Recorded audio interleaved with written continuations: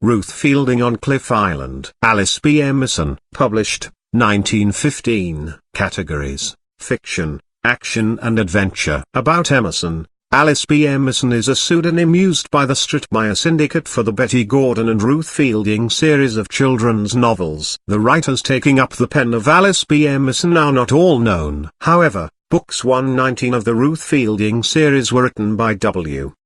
Burt Foster, books 2022 were written by Elizabeth M. Duffield Ward, and books 2330 were written by Mildred A. Wirt Benson. Also available on our channel: Emerson, Betty Gordon at Mountain Camp, 1922. Ruth Fielding and the Gypsies, 1915. Ruth Fielding at the War Front, 1918. Ruth Fielding at Briarwood Hall, 1913. Ruth Fielding at Snow Camp, 1913. Ruth Fielding of the Red Mill, 1913. Ruth Fielding in Moving Pictures, 1916. Betty Gordon at Boarding School, 1921. Ruth Fielding Down East, 1920. Ruth Fielding in the Great Northwest, 1921. Copyright: please read the legal notice included in this ebook and/or check the copyright status in your country. Chapter 1. The Wreck at Applegate Crossing. A September morning has dawned,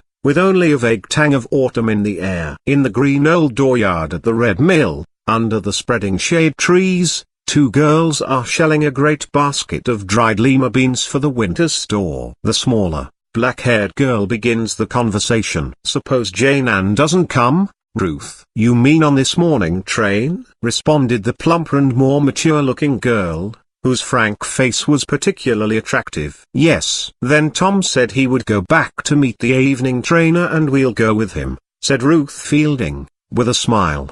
"But I could not go this morning and leave poor Aunt Elvira all these bins to shell." "Of course not," agreed her friend, promptly. "And Jane Ann won't feel offended by our not meeting her at Cheslow." "I know." "No, indeed, Helen," laughed Ruth. "Jane Ann Hicks is altogether too sensible a girl." "Sensible about everything but her name," commented Helen Cameron, making a little face. "And one can scarcely blame her." "It is ugly," Ruth responded, with a sigh. "Jane Ann Hicks. Dear, dear.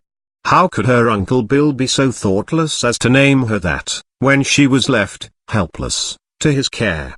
He didn't realize that fashions in names change year like everything else," observed Helen, briskly. "I wonder what the girls at Briarwood will say to that name," Ruth pondered. "Why, the Fox and Heavy will help us make the other girls toe the mark." "And Madge Steele. She's a regiment in herself," declared Helen. "We all had such a fine time at Silver Ranch that the least we can do is to see that Jane Ann is not hazed like the other infants." "I expect we all have to stand our share of hazing when we go into fresh company," said Ruth, reflectively, "but there will not be the same crowd to meet her that met us, dear. And the Sweetbriars will be on hand to preserve order," laughed her chum. "Thanks to you, Ruthie." "Why, oh, see Tom." She jumped up, dropping a lapful of bods, and pointed up the Cheslow Road, which here branched from the river road almost opposite the Red Mill. "What is the matter?" demanded Ruth, also scrambling to her feet. A big touring car was approaching at top speed. They could see that the only person in it was a black-haired boy,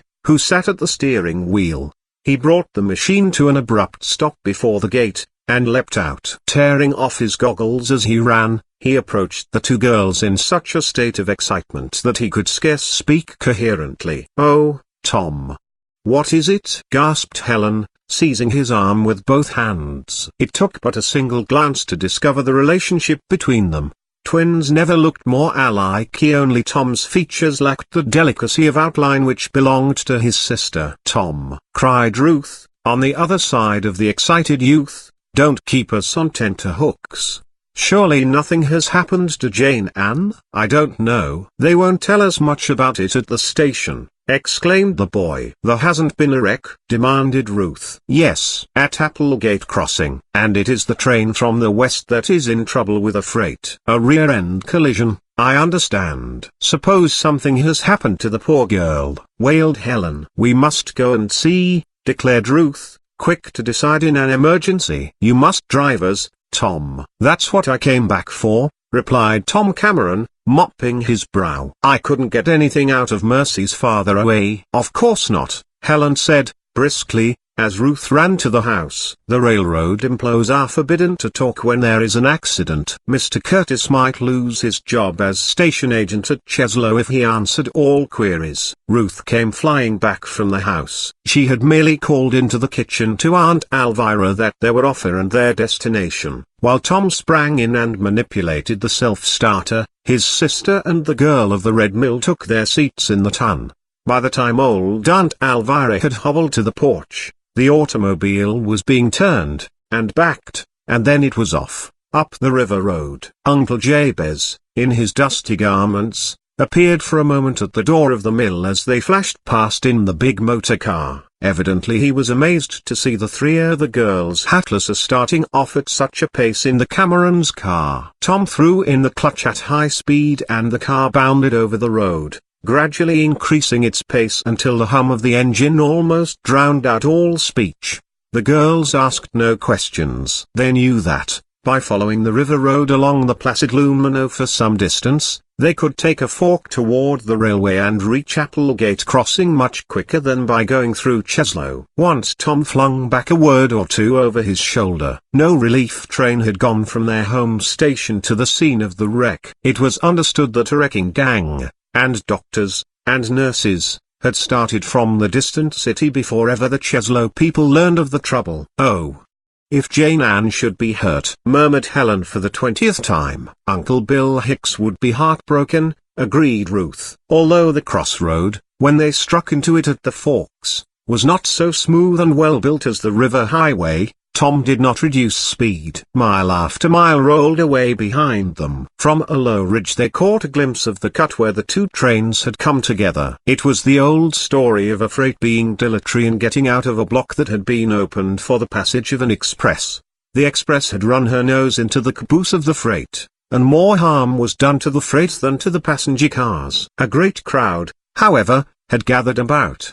Tom ran the car into an open lot beside the tracks, where part of the railroad fence had been torn away. Two passenger cars were on their sides, and one or two of the box cars had burst open. "Look at that!" gasped the boy, whose bright eyes took in much that the girls missed, for they were looking for Jane Ann Hicks. "That's a menagerie car and it's all smashed." "See, Rivals Circus and Menagerie.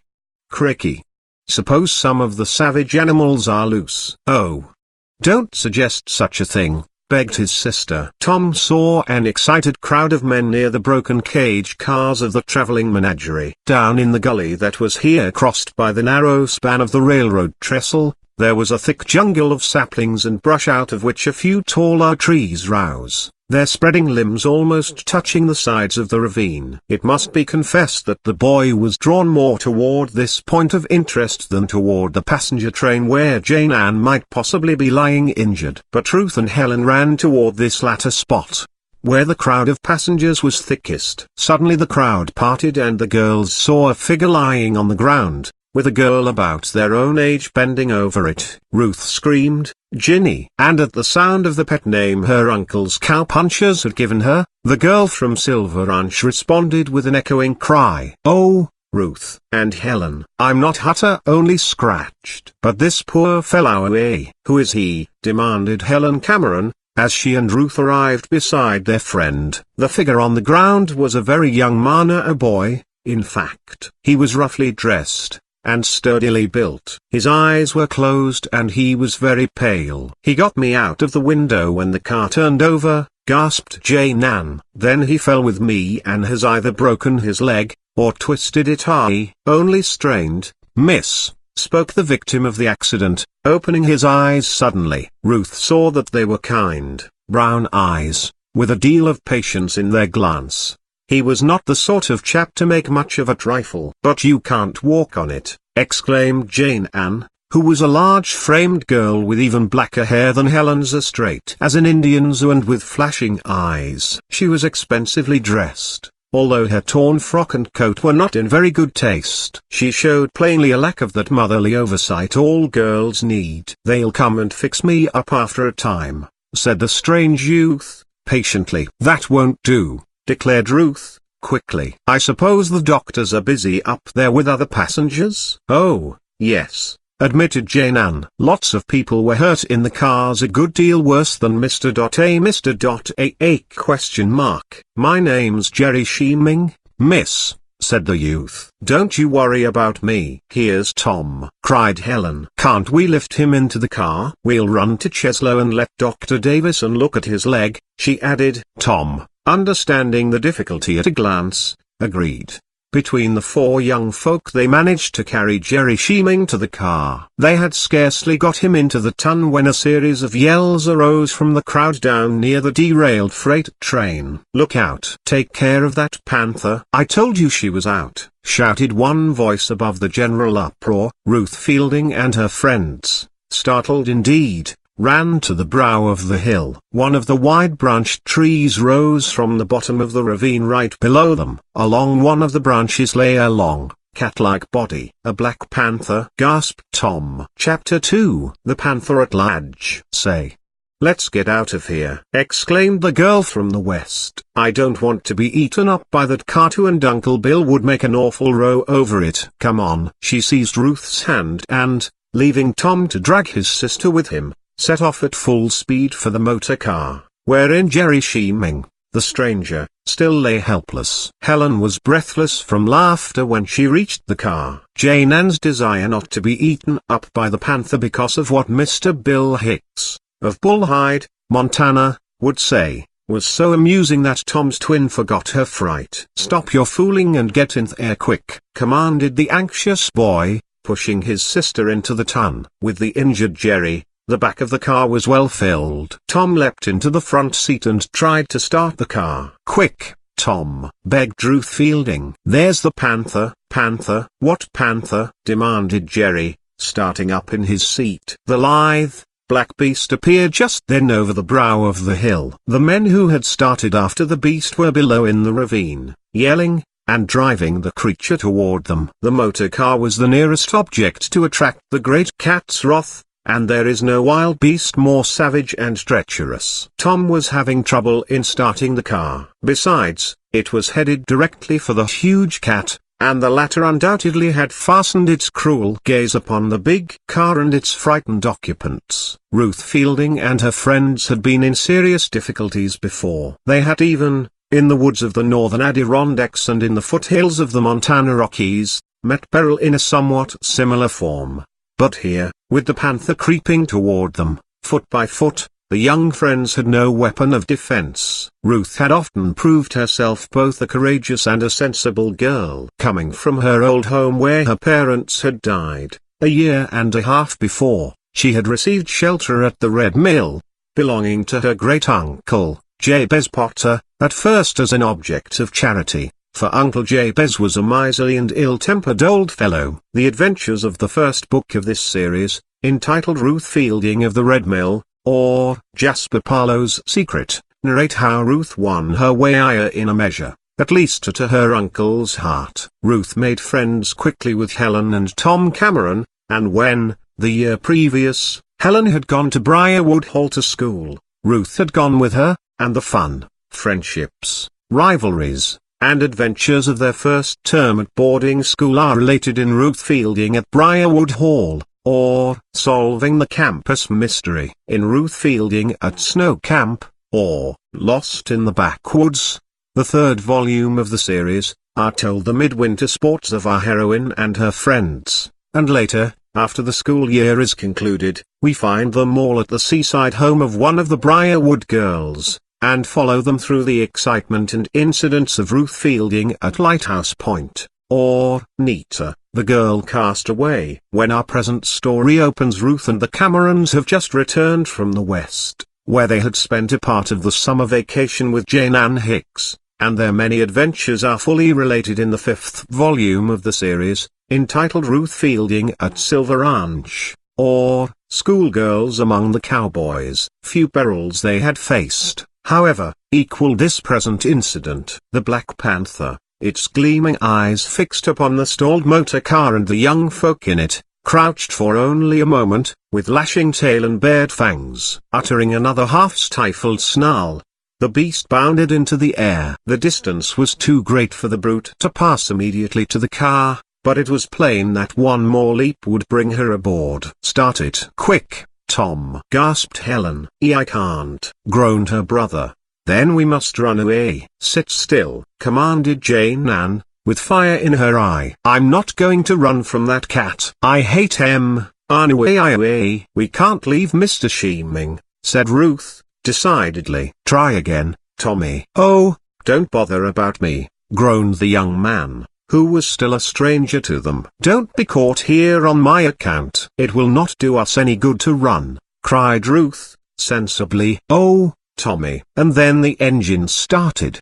The electric starter had worked at last. Tom threw in his clutch and the car lunged ahead just as the snarling cat sprang into the air again. The cat and the car were approaching each other, head on. The creature could not change its course, nor could Tom Cameron veer the car very well on this rough ground. He had meant to turn the car in a big circle and make for the road again, but that flashing black body darting through the air was enough to shake the nerve of anybody. The car wobbled. It shot towards the tracks, and then back again. Perhaps that was a happy circumstance, after all. For as the car swerved, there was a splintering crash, and the windshield was shivered. The body of the panther shot to one side and the motor car escaped the full shock of the charge. Over and over upon the ground the panther rolled, and off toward the road, in a long, sweeping curve, darted the automobile. "Lucky escape," Tom shouted, turning his blazing face once to look back at the party in his car. "Oh, more than luck, Tommy," returned Ruth, earnestly. "It was providential," declared Helen, shrinking into her seat again and beginning to tremble, now that the danger was past. "Good hunting," exclaimed the girl from the ranch. "Think of charging a wildcat with one of these smoke wagons. My! Wouldn't it make bashful Ike's eyes bulge out? I reckon he wouldn't believe we had such hunting here in the East too, eh?" And her laugh broke the spell of fear that had clutched them all. "That critter beats the biggest bobcat I ever heard of," remarked Jerry Sheeming. "Why?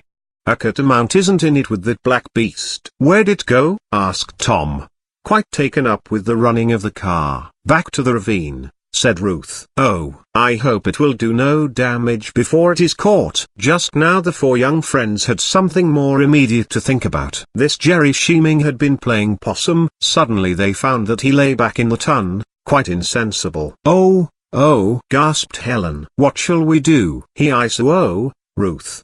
"He isn't dead of a strained leg?" demanded Jane Ann, in some disgust.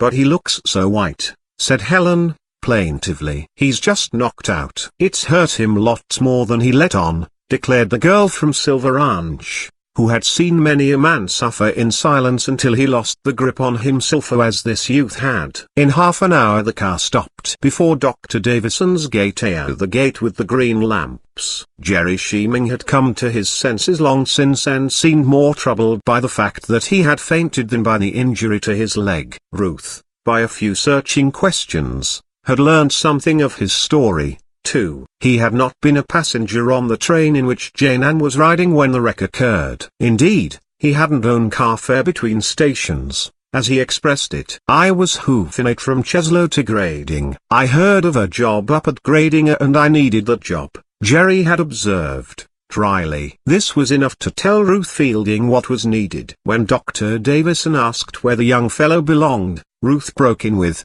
"He's going to the mill with me." "You come after us, Doctor, if you think he ought to go to bed before his leg is treated." "What do you reckon your folks will say, miss?" groaned the injured youth. And even Helen and Tom looked surprised. "Aunt Elvira will nurse you," laughed Ruth. "As for Uncle Jabez, it will do Uncle Jabez good," put in Dr. Davison, confidently.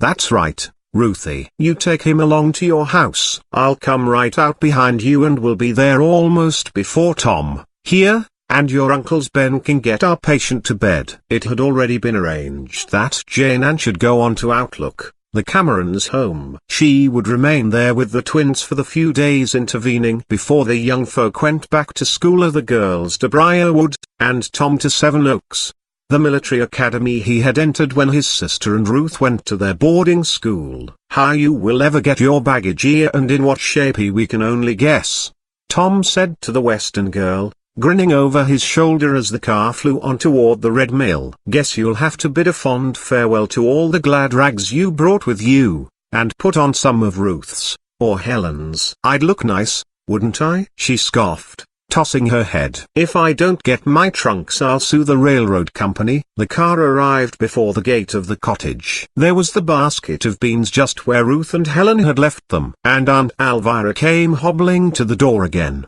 murmuring, "Oh, my back.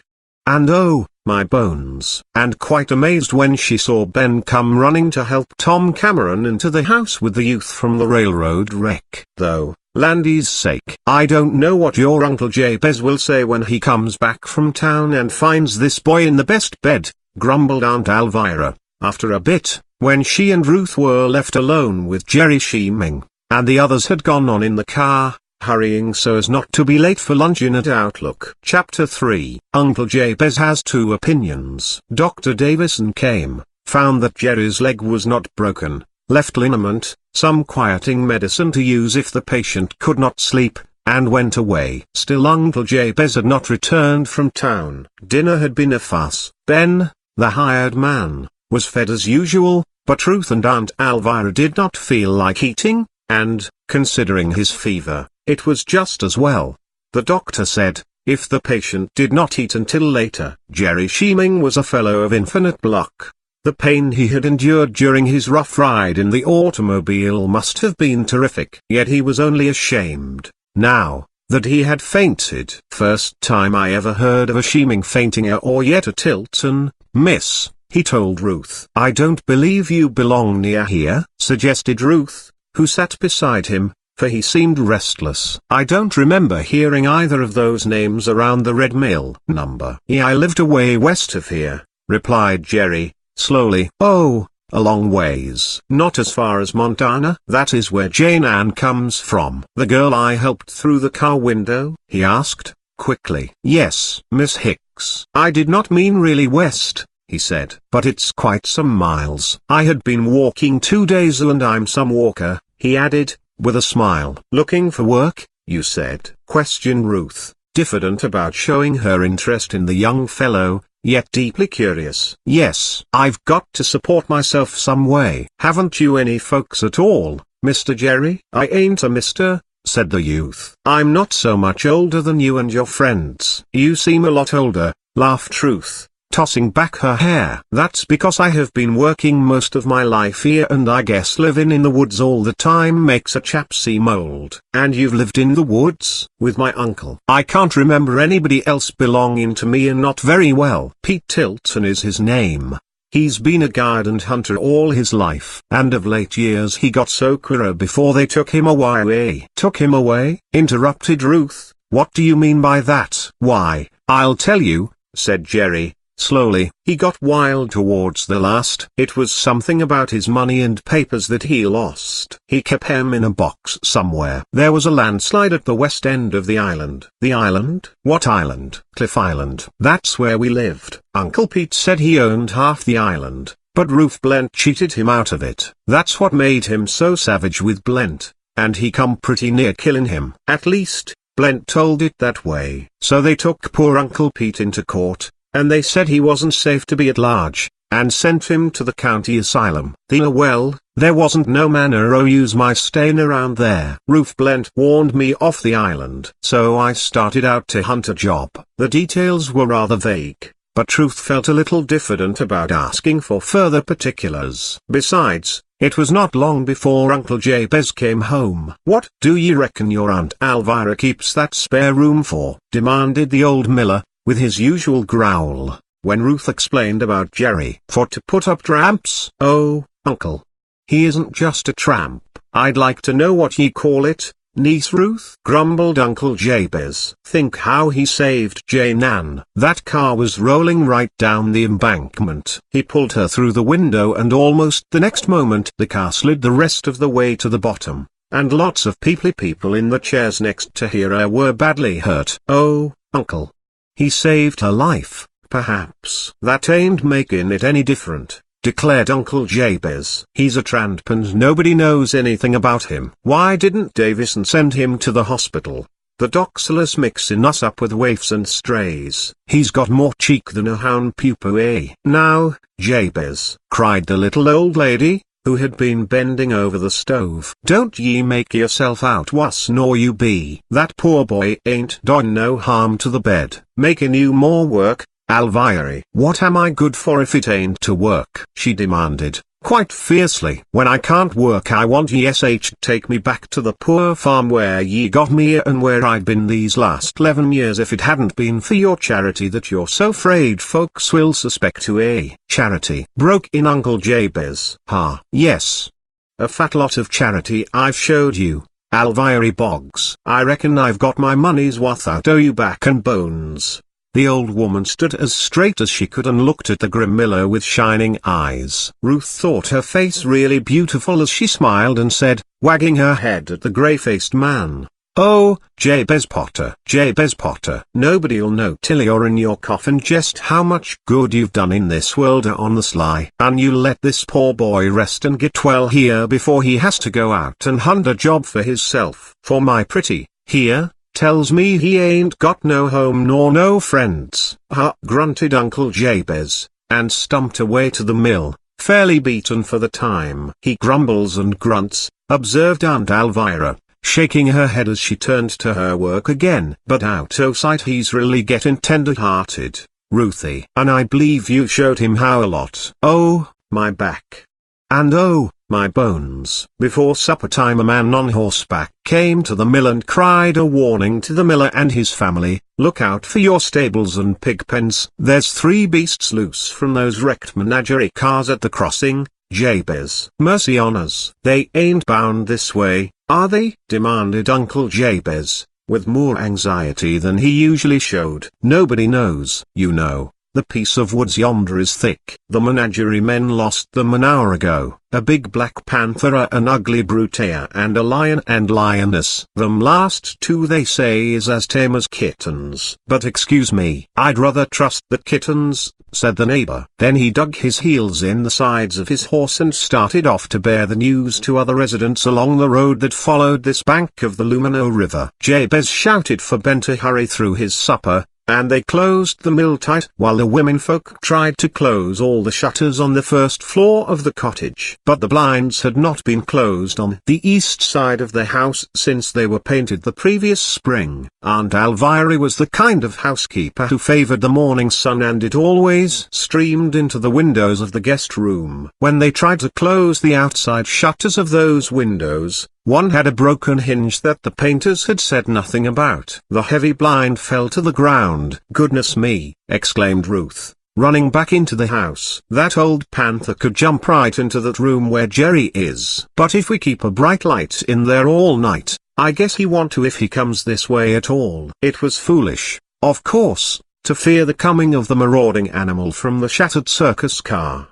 Probably, Ruth told herself before the evening was half over, Rival's circus and menagerie had moved on with all its beasts. Uncle Jabez, however, got down the double-barreled shotgun, cleaned and oiled it, and slipped in 2 cartridges loaded with big shot. "I ain't aimin' to lose my pigs if I can help it," he said. As the evening dragged by, they all forgot the panther scare. Jerry had fallen asleep after supper without recourse to the medicine Dr. Davison had left. As usual, Uncle Jabez was poring over his daybook and counting the cash in the japanned money box. Ruth was deep in her textbooks. One does forget so much between June and September. Aunt Elvira was busily sewing some ruffled garment for her pretty. Suddenly a quick, stern voice spoke out of the guest room down the hall. "Quick! Bring that gun." "Hullo!" murmured Uncle Jabez, looking up. "That poor boy's delirious," declared Aunt Elvira. But Ruth jumped up and ran lightly to the room where Jerry Sheeming lay. "What is it?" she gasped, peering at the flushed face that was raised from the pillow. "That cat," muttered Jerry. "Oh, you're dreaming," declared Ruth, trying to laugh. "I ain't lived in the woods for nothing," snapped the young fellow. "I never see that black panther in her native wilds, o' course, but I've tracked other kinds o' cats, and one of the tribe is round here, there." Hear that? One of the horses in the stable squealed suddenly, a scream of fear. Then a cow bellowed. Uncle Jabez came with a rush, in his stocking feet, with the heavy shotgun in his hand. "What's up?" he demanded, hoarsely. "I am," exclaimed Jerry, swinging his legs out of bed, despite the pain it caused him. "Put out that light, Miss Ruth." Aunt Elvira hobbled in, groaning, "Oh, my back. And oh, my bones." Uncle Jabez softly raised the sash where the blind was missing. "I saw her eyes," gasped Jerry, much excited. He reached out a grasping hand. "Gimme that gun, sir, unless you are a good shot." "I don't often miss." "You take it," muttered Uncle Jabez, thrusting the gun into the young fellow's hand. My eyes ain't what they once was. Send the women folk back. If she leaps in at the window Suddenly he raised the gun to his shoulder. It was so dark in the room they all saw the crouching creature on the lawn outside. It was headed for the open window, and its eyes gleamed like yellow coals. In a moment the gun spoke. One long tongue of flame, followed by the other, flashed into the night. There was a yowl, a struggle on the grass outside, and the "You're something of a shot, you be, young fella," boomed out Jabez Potter's rough voice. "I was some mistaken in you." "Ah.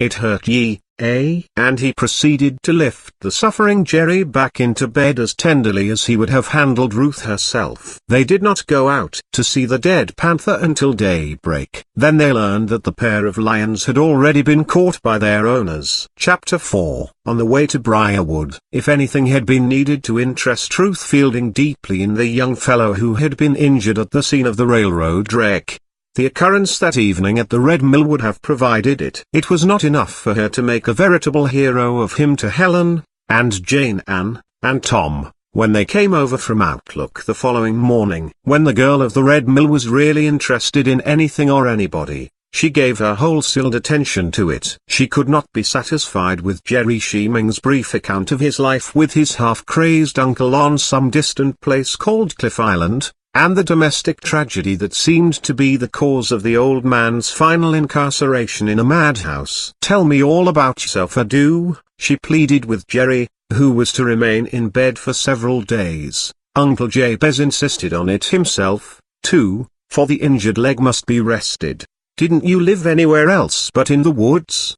"That's right, miss," he said, slowly. "I got a little schooling on the mainland, but it warn't much. Uncle Pete used to guide around parties of city men who wanted to fish and hunt. At the last I did most of the gin. He said he could trust me, for I hated liquor as bad as him. My dad was killed by it. Uncle Pete was a mite cracked over it, maybe, but he was good enough to me until Rufus Blent came rummaging round. Somehow he got Uncle Pete to rag in." "Who is this Rufus Blent?" asked Ruth, curiously. "He's a real estate man. He lives at Lockwood. That's the land in at the east end o' the lake." "What lake?" "Tallahassee." "You've heard tell on't?" he asked. "Yes, but I was never there." "Of course." "Well, miss, Cliff Island is just the purtiest place, and Uncle Pete must have had some title to it, for he's lived there all his life and he's old. 50-odd year he was there. I know. He was more than a squatter. I reckon he was a bit of miser. He had some money, and he didn't trust to banks, so he kept it hid on the island.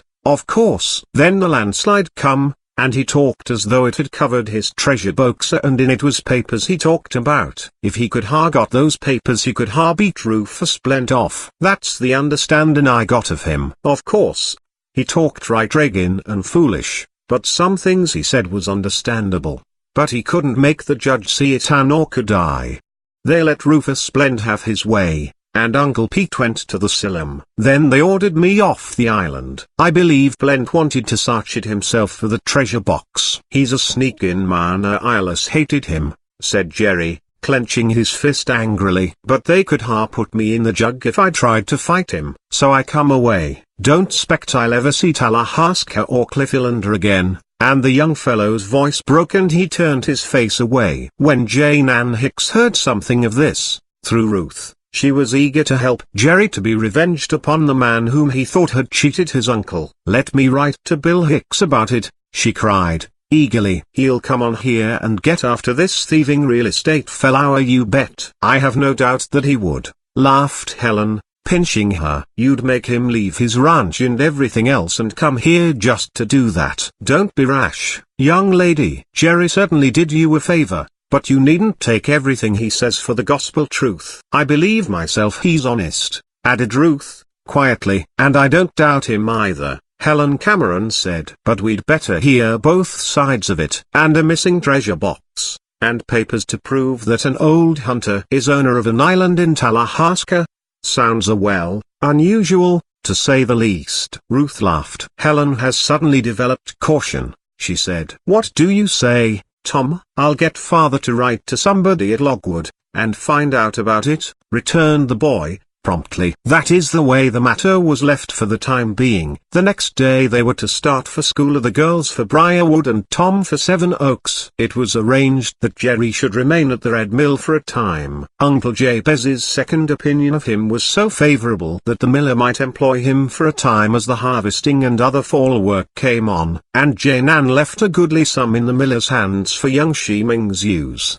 "He's that independent that he wouldn't take nothing from me but a pair of cufflinks," declared Jane Ann, wiping her eyes, for she was a tender-hearted girl under her rough exterior. "Says they will do for him to remember me by. He's a nice chap." "Ginny's getting sentimental," jibed Tom, slyly. "I'm not over you, Mr. Tom." She flared up instantly. "You're too advanced to dress her. And you were the girl who once ran away from Silver Ranch and the boys out there, because everything was so common," chuckled Tom. Ruth shut him off at that. She knew that the Western girl could not stand much teasing.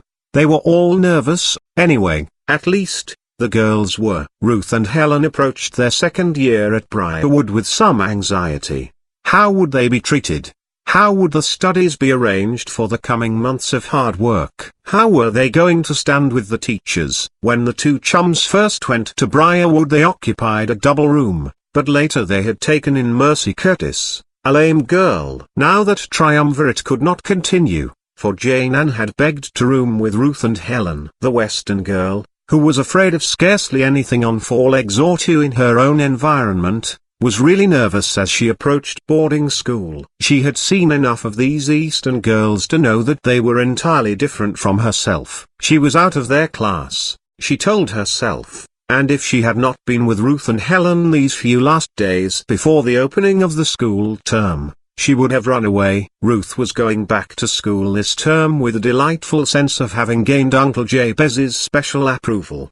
He admitted that schooling such as she gained at Briarwood was of some use, and he made her a nice present of pocket money when she started. The Cameron auto stopped for her at the Red Mill before mid-forenoon, and Ruth bade the miller and Aunt Elvira and Benna, not forgetting Jerry Sheeming, her new friend, a goodbye. Do take care o' yourself, my pretty," crooned Aunt Elvira over her, at the last. "Just remember we're a honin' for you here at the Old Mill." "Take care of Uncle Jabez," whispered Ruth. She dared kiss the grim old man only upon his dusty cheek. Then she shook hands with bashful Ben and ran out to her waiting friends. "Come on, or we'll lose the train," cried Helen. They were off the moment Ruth stepped into the ton. But she stood up and waved her hand to the little figure of Aunt Elvira in the cottage doorway as long as she could be seen on the Cheslow Road. And she had a fancy that Uncle Jabez himself was lurking in the dark opening to the grist floor of the mill, and watching the retreating motor car. There was a quick, alert-looking girl hobbling on two canes up and down the platform at Cheslow Station. This was Mercy Curtis, the station agent's crippled daughter. "Here you are at last," she cried,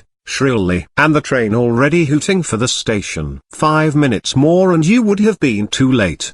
Did you think I could go to Briarwood without you?" Ruth ran up and kissed her heartily. She knew that Mercy's bark was worse than her bite. "You come and see Jane Anna and be nice to her. She doesn't look it, but she's just as scared as she can be. Of course you'd have some poor, unfortunate pup, or kitten, to mother." "Ruth Fielding," snapped the lame girl. She was very nice, however, to the girl from Silver Ranch, sat beside her in the chair car, and soon had Jane Ann laughing. For Mercy Curtis, with her sarcastic tongue, could be good fun if she wished to be. Here and there, Along the route to Osago Lake, other Briarwood girls joined them. At one point appeared Madge Steele and her brother, Bob, a slow, smiling young giant, called Bobbins by the other boys, who was always being looked after in a most distressing fashion by his sister. "Come, Bobby, boy, don't fall up the steps and get your nice new clothes dirty," adjured Madge, as her brother made a false step in getting aboard the train. "Will you look out for him, Mr. Cameron, if I leave him in your care?" "Sure," said Tom, laughing. "I'll see that he doesn't spoil his pinafore or mess up his curls." "Say, I'd shake a sister like that if I had one," grunted Busy Phelps, disgustedly. "Or, what's the odds?" drawled good-natured Bobbins. The hilarious crowd boarded the Lanawaksu at the landing, and after crossing the lake they again took a train, disembarking at Seven Oaks, where the boys' school was situated. From here the girls were to journey by stage to Briarwood. There was dust-coated, grinning, bewhiskered old Noah Dolliver and his ark, waiting for them. There was a horde of uniformed academy boys about to greet Tom and his chums, and to eye the girls who had come thus far in their company. But Ruth and her friends were not so bashful as they had been the year before. They formed in line, 2 by 2, and slowly paraded the length of the platform, chanting in unison the favorite welcome to the infants used at the beginning of each half at Briarwood. "Uncle Noah, he drove an Arca. 1 wide river to cross. He's aiming to land at Briarwood Parker. 1 wide river to cross. 1 wide river. 1 wide river of Jordan. 1 wide river. 1 wide river to cross." The boys cheered them enthusiastically. The girls piled into the coach with much laughter. Even Mercy had taken part in this fun, for the procession had marched at an easy pace for her benefit. Old Dolliver cracked his whip. Tom ran along in the dust on one side and Bobbins on the other, each to bid a last goodbye to his sister. Then the coach rolled into the shadow of the cool wood road, and Ruth and her friends were really upon the last lap of their journey to the hall. Chapter 5. A long look ahead. Hurrah!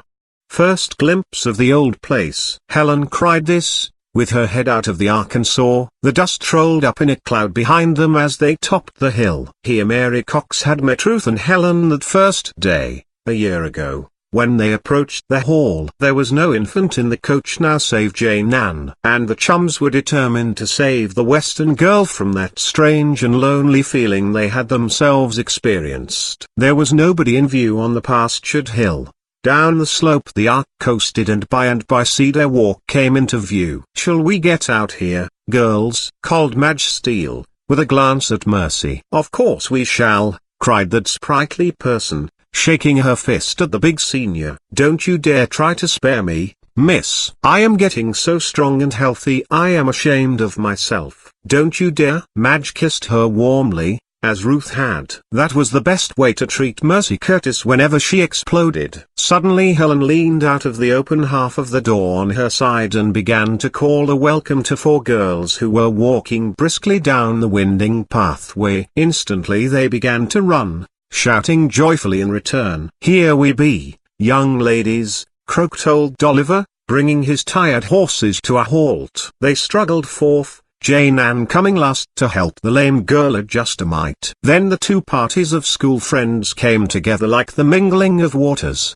One was a very plump girl with a smiling, rosy face, one was red-haired and very sharp-looking, and the other 2 balanced each other evenly, both being more than a little pretty, very well dressed, and one dark while the other was light. The light girl was Belle Tingley, and the dark one Lula Fairfax. Of course, the red-haired one was Mary Cox, the fox, while the stout girl could be no other than Heavy Jenny Stone. The fox came forward quickly and seized both of Ruth's hands. "Dear Ruth," she whispered, "I arrived just this morning myself. You know that my brother is all right again." And she kissed the girl of the Red Mill warmly. Belle and Lula looked a bit surprised at Mary Cox's manifestation of friendship for Ruth, but they did not yet know all the particulars of their schoolmates' adventures at Silver Ranch. Heavy was hurrying about, kissing everybody indiscriminately, and of course performing this rite with Ruth at least twice. "I'm so tickled to see you all,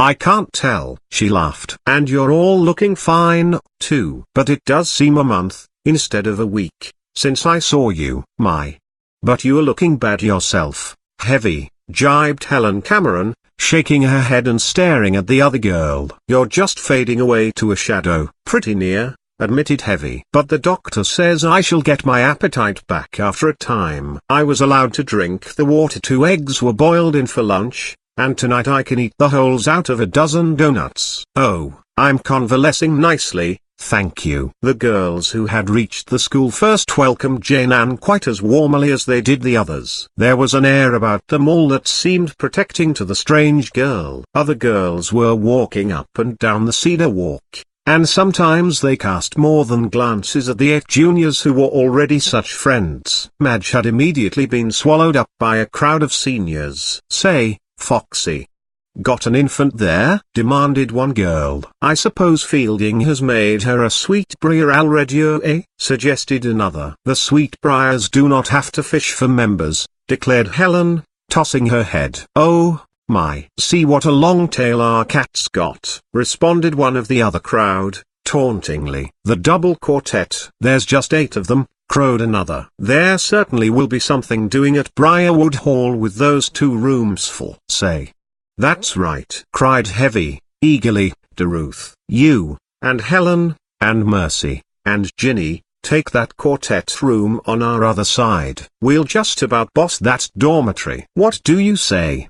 If Mrs. Tellingham will agree, said Ruth. I'll ask her. But you girls will be way ahead of me in your books, broke in Jane Ann. We needn't be ahead of you in sleeping, and in fun, laughed Heavy, pinching her. Don't be offish, Miss Ginny, said Helen, calling her by the title that the cowboys did. And my name, my dreadful, dreadful name, groaned the Western girl. I tell you, exclaimed Ruth, we're all friends. Let's agree how we shall introduce Miss Hicks to the bunch. She must choose a name, eh? Why, call yourself Nita, if you want to, dear, said Helen, patting the Western girl's arm. That's the name you ran away with. But I'm ashamed of that. I know it is sillier and I chose it for a silly reason. But you know what all these girls will do to Jane Ann? And she shook her head, more than a little troubled. What's the matter with Ann? Demanded Mercy Curtis, sharply. Isn't Ann Hicks sensible sounding enough? For sure,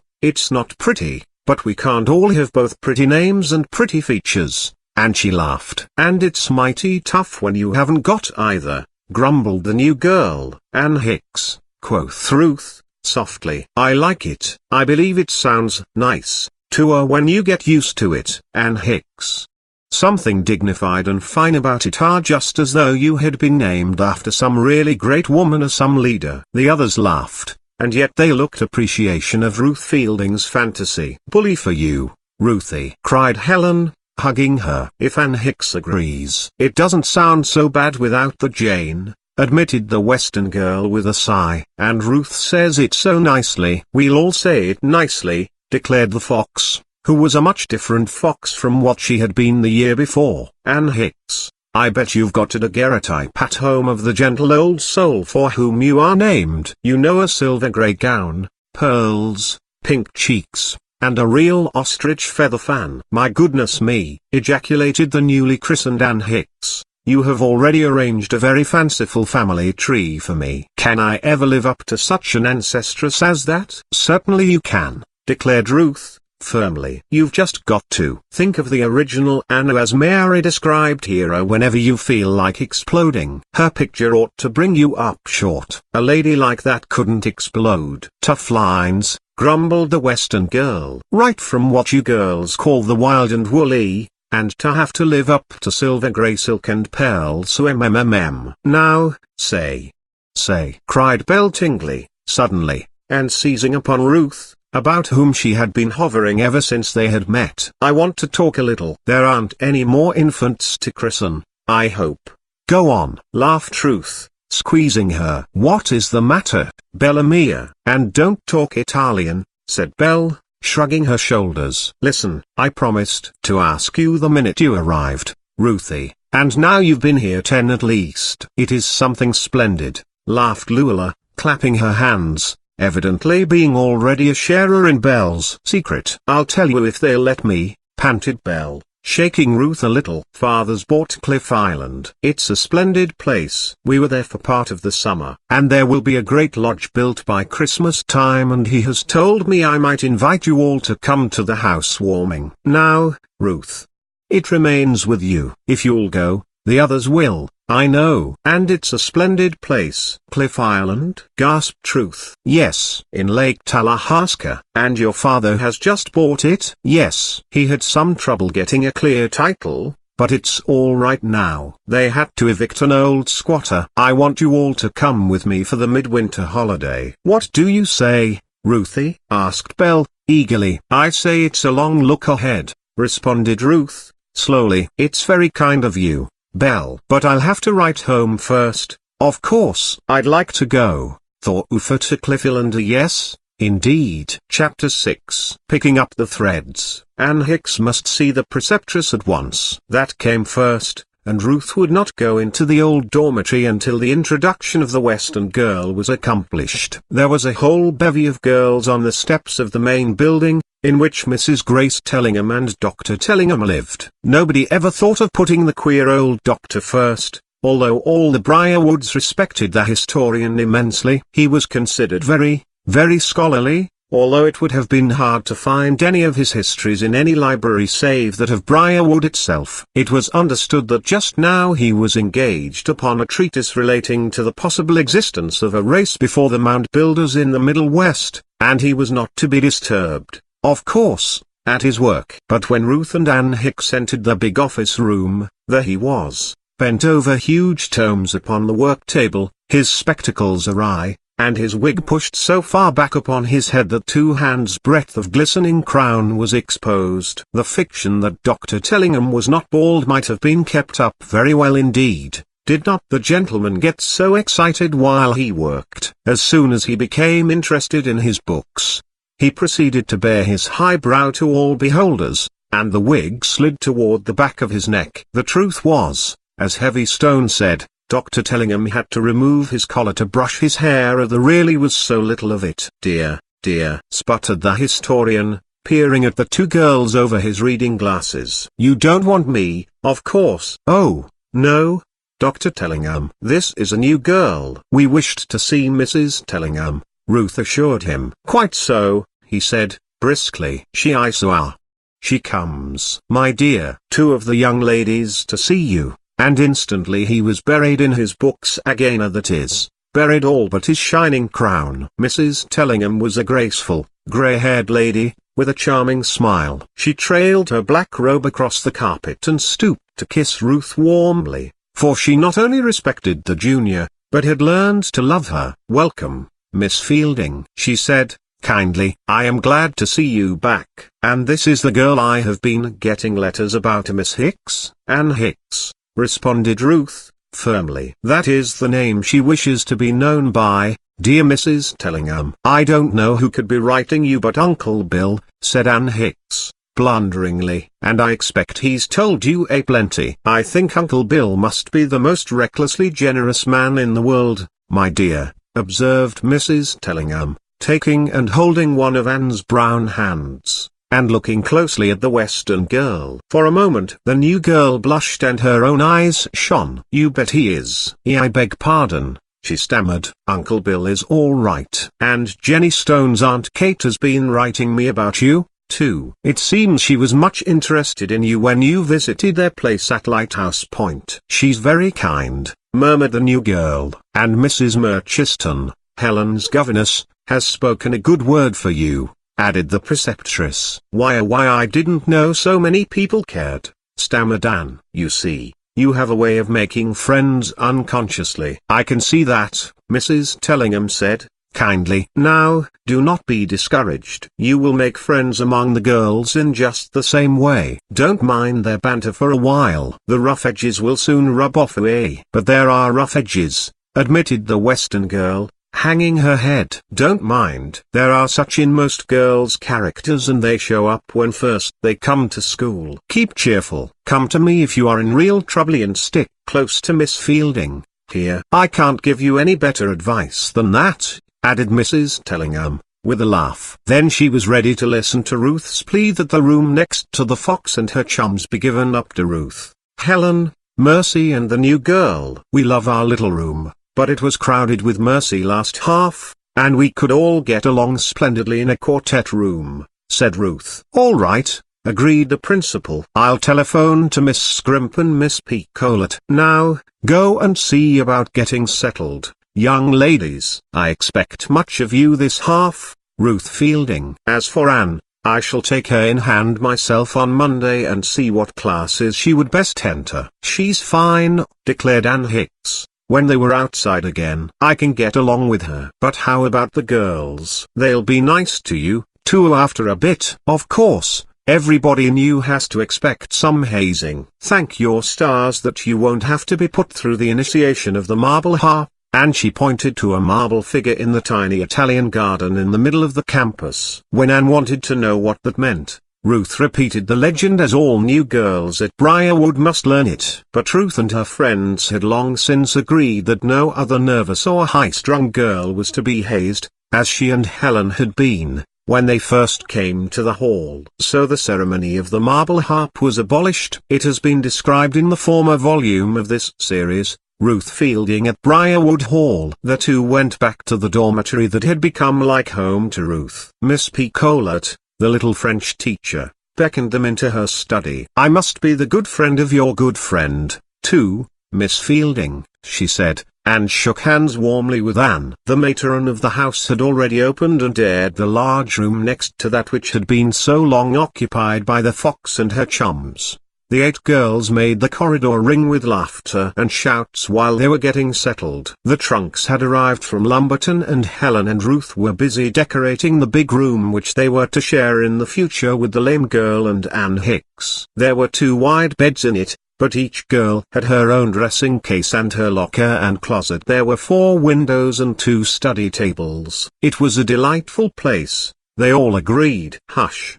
Tell it not in Gath, whisper it not in Ascalon, hissed the fox, peering into the room. You girls have the best there is. It's lots bigger than our quartet, eh? Oh, I don't think so. Only a teeny bit larger, responded Ruth quickly. Then it's heavy, that takes up so much space in our room. She dwarfs everything. However, said the red-haired girl, you can have lots more fun in here. Shove back everything against one wall, roll up the rugs, and then we can dance. And have Picolet after us in a hurry, observed Helen, laughing. Barefoot dancing is still in vogue, retorted the fox. Helen can play her violin after retiring bell. No, thanks, exclaimed Ruth's chum. I am to stand better in my classes this half than last spring or Monsieur Papa will have something to say to me. He doesn't often preach, but that black-haired brother of mine did better last term than I did. Can't have that. They're awfully strict with the boys over at Seven Oaks, sighed Heavy, who was chewing industriously as she talked, sitting cross-legged on the floor. What are you eating, Heavy? Demanded Belle. Suddenly. Some of those donut holes, I bet, giggled Luella. They must be awful filling, Heavy. Nothing is filling, replied the stout girl. Just think, almost the whole universe is filled with just atmosphere in your head, Luella. That's not pretty, dear, remarked the fox, pinching Heavy. Don't be nasty to your playmates. Well, I've got to eat, groaned Heavy. If you knew how long it seemed from lunch into supper time, eh? Despite all Ruth Fielding could do, the girl from Silver Ranch felt herself a good deal out of this nonsense and joviality. Ann could not talk the way these girls did. She felt serious when she contemplated her future in the school. I'd run away if it wasn't for Uncle Bill, she whispered to herself, looking out of the window at the hundreds of girls parading the walks about the campus. Almost every 2 girls seemed chums. They walked with their arms about each other's waists, and chattered like magpies. Ann Hicks wanted to run and hide somewhere, for she was more lonely now than she had ever been when wandering about the far-reaching range on the Montana Ranch. Chapter 7. A Hard Row to Hoe. Since Ruth Fielding had organized the S.B.s, or Sweetbriars, there had been little hazing at Briarwood Hall. Of course, this was the first real opening of the school year since that auspicious occasion, but the effect of the new society and its teachings upon the whole school was marked. Rivalries had ceased to a degree. The old Upts, of which the fox had been the head, no longer played their tricks. The fox had grown much older in appearance, if not in years. She had had her lesson. Belle and Lulu and Heavy were not so reckless, either. And as the S.B. stood for friendship, kindness, helpfulness, and all its members wore the pretty badge, it was likely to be much easier for those infants who joined the school now. Ann Hicks was bound to receive some hard knocks, even as Mrs. Tellingham had suggested. But roughing it a little is sometimes good for girls as well as boys. In her own Western home Ann could have held her own with anybody. She was so much out of her usual element here at Briarwood that she was like a startled hare. She scented danger on all sides. Her roommates could not always defend her, although even Mercy, the unmerciful, dried. Ann Hicks was so big and blundering. She was taller than most girls of her age, and raw-boned like her uncle. Sometimes she might really be handsome, but there was little promise of it as yet. When the principal started her in her studies, it was soon discovered that Ann, big girl though she was, had to take some of the lessons belonging to the primary grade. And she made a sorry appearance in recitation, at best. There were plenty of girls to laugh at her. There is nothing so cruel as a schoolgirl's tongue when it is unbridled. And unless the victim is blessed with either a large sense of humor, or an apartment brain for repartee, it goes hard with her. Poor Ann had neither. She was merely confused and miserable. She saw the other girls of her room and their close friends in the neighboring quarter going cheerfully about the term's work. They had interests that the girl from the West, with her impoverished mind, could not even appreciate. She had to study so hard even some of the simplest lessons that she had little time to learn games. She did not care for gymnasium work, although there were probably few girls at the school as muscular as herself. Tennis seemed silly to her. Nobody rode at the hall, and she longed to bestride a pony and dash off for a 20-mile canter. Nothing that she was used to doing on the ranch would appeal to these girls here. Ann was quite sure of that. Ruth and the others who had been with them for that all-too-short month at Silver Ranch seemed to have forgotten the riding, and the roping, and all. Then, Helen had her violin and loved it. Ruth was practicing singing all the time she could spare, for she was already a prominent member of the glee club. When the girl of the Red Mill sang, Ann Hicks felt her heart throb and the tears rise in her eyes. She loved Ruth's kind of music, yet she, herself, could not carry a tune. Mercy was strictly attentive to her own books. Mercy was a bookworm, nor did she like being asked questions about her studies. Those first few weeks Ann Hicks's recitations did not receive very high marks. Often some of the girls who did not know her very well laughed because she carried books belonging to the primary grade. Ann Hicks had many studies to make up that her mates had been drilled in while they were in the lower classes. One day at mail time, and in a boarding school that is a most important hour, Ann received a very tempting-looking box by parcel post. She had been initiated into the meaning of boxes from home. Even Aunt Elvira had sent a box to Ruth, filled with choicest home-made dainties. Ann expected nothing like that. Uncle Bill would never think of it, and he wouldn't know what to buy. Anyway, the box fairly startled the girl from Silver Ranch. "What is it?" "Something good to eat, I bet," cried Heavy, who was on hand. "Of course, open it, Anna, do." "Come on, let's see what the goodies are," urged another girl, but who smiled behind her hand. "I don't know who would send me anything," said Ann, slowly. "Never mind the address." "Open it," cried a third speaker, and had Ann noted it, she would have realized that some of the most trying girls in the school had suddenly surrounded her. With trembling fingers she tore off the outside wrapper without seeing that the box had been mailed at the local post to a Lumberton. A very decorative box was enclosed. "HMM," gasped Heavy. "Nothing less than fancy nougatines in that." She was aiding the heartless throng, but did not know it. It would have never entered Heavy's mind to do a really mean thing. Ann untied the narrow red ribbon. She raised the cover. Tissue paper covered something very choice. A dunce cap. For a moment Ann was stricken motionless. The girls about her shouted. One coarse, thoughtless girl seized the cap, pulled it from the box, and clapped it on Ann Hicks's black hair. The delighted crowd shouted more shrilly. Heavy was thunderstruck. Then she sputtered, "Well, I never would have believed there was anybody so mean as that in the whole of Briarwood School." But Ann, who had held in her temper as she governed a half-wild pony on the range, until this point, suddenly let go all holts, as Bill Hicks would have expressed it. She tore the cap from her head and stamped upon it and the fancy box it had come in. She struck right and left at the laughing, scornful faces of the girls who had so baited her. Had it not been disgraceful, one might have been delighted with the change in the expression of those faces and in the rapidity with which the change came about. More than one blow landed fairly. The print of Ann's fingers was impressed in red upon the cheeks of those nearest to her. They ran screaming, some laughing, some angry. Heavy's weight, for the fleshy girl had seized Ann about the waist, was all that made the enraged girl give over her pursuit of her tormentors. Fortunately, Ruth herself came running to the spot. She got Ann away and sat by her all the afternoon in their room, making up her own delinquent lessons afterward. But the affair could not be passed over without comment. Some of the girls had reported Ann's actions. Of course, such a disgraceful thing as a girl slapping another was seldom heard of in Briarwood. Mrs. Tellingham, who knew very well where the blame lay, dared not let the matter go without punishing Ann. However, "I am grieved that one of our girls, so a young lady in the junior grade here, should so forget herself," said the principal. "Whatever may have been the temptation, such an exhibition of temper cannot be allowed. I am sure she will not yield to it again, nor shall I pass leniently over the person who may again be the cause of Ann Hicks losing her temper." This seemed to Ann to be the last straw. "She might have better put me in the primary grade in the beginning," the ranch girl said, spitefully. "Then I wouldn't have been among those who despise me. I hate them all. I'll just get away from here."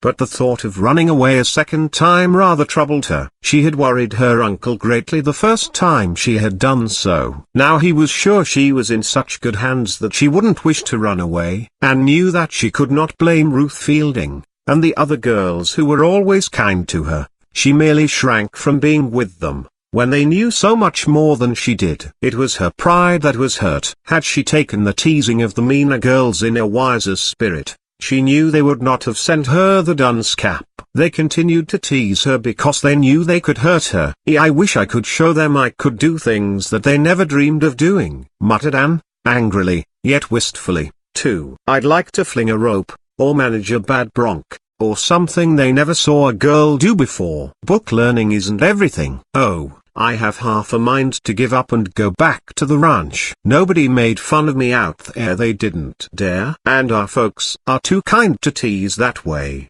anyhow," thought the Western girl. "Uncle Bill is just paying out his good money for nothing." He said Ruth was a little ladier, and Helen, too. "I knew he wanted me to be the same, after he got acquainted with them and saw how fine they were. But you sure can't make a silk purse out of a sow's ear.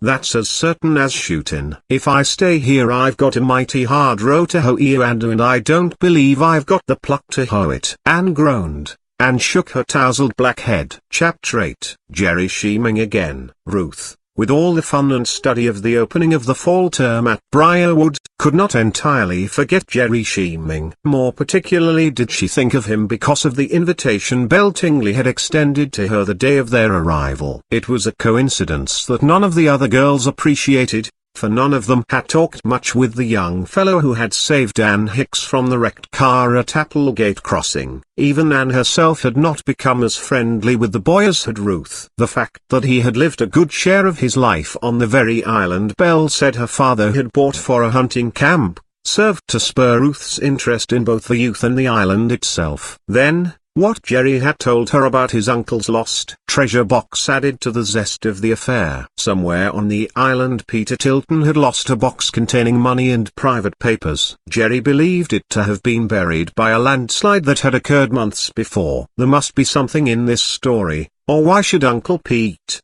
as Jerry called him, have lost his mind over the catastrophe? Uncle Pete must be really mad, or they would not have shut him up in the county asylum. The loss of the papers supposed to be in the box made it possible for some man named Blent to cheat the old hunter out of his holdings on Cliff Island. Not for a moment did Ruth suppose that Mr. Tingley, Belle's father, was a party to any scheme for cheating the old hunter. It was the work of the man Blento if true. Ruth was very curious and very much interested. Few letters ever passed between her and the Red Mill. Aunt Alvira's gnarled and twisted fingers did not take kindly to the pen, and Uncle Jabez loved better to add up his earnings than to spend an evening retailing the gossip of the mill for his grandniece to peruse. Ruth knew that Jerry had soon recovered from his accident and that for several weeks, at least, had worked for Uncle Jabez.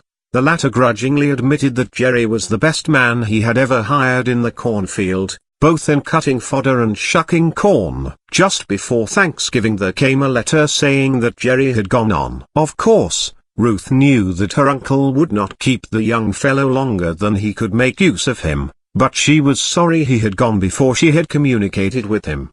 The girl of the Red Mill felt that she wished to know Jerry better. She had been deeply interested in his story. She had hoped to learn more about him. "If you are really going to Cliff Island for the holidays, Belle," she told the latter, "I hope I can go." "Bully!" exclaimed Belle, joyfully. "We'll have a dandy time there, better than we had at Helen's father's camp last winter. I refuse to be lost in the snow again."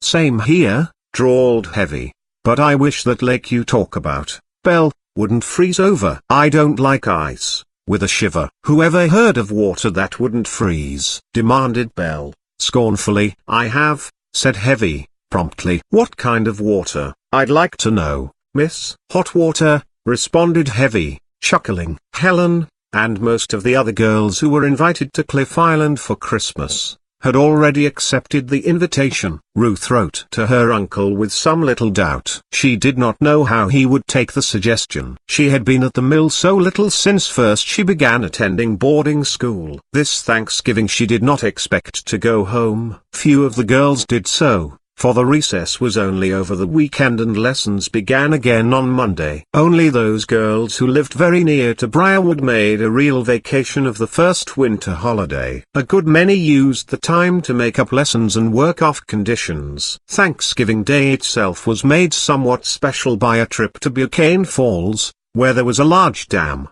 Dinner was to be served at 5 in the evening, and more than half the school went off to the falls, which was 10 miles away, in several big party wagons, before 10 o'clock in the morning. "Bring your appetites back with you, girls," Mrs. Tellingham told them at chapel, and Heavy, at least, had promised to do so and meant to keep her word. Yet even Heavy did justice to the cold luncheon that was served to all of them at the falls. It was crisp autumn weather. Early in the morning there had been a skim of ice along the edge of the water, but there had not yet been frost enough to chain the current of the Buchanan Creek. Indeed, it would not freeze over in the middle until midwinter, if then.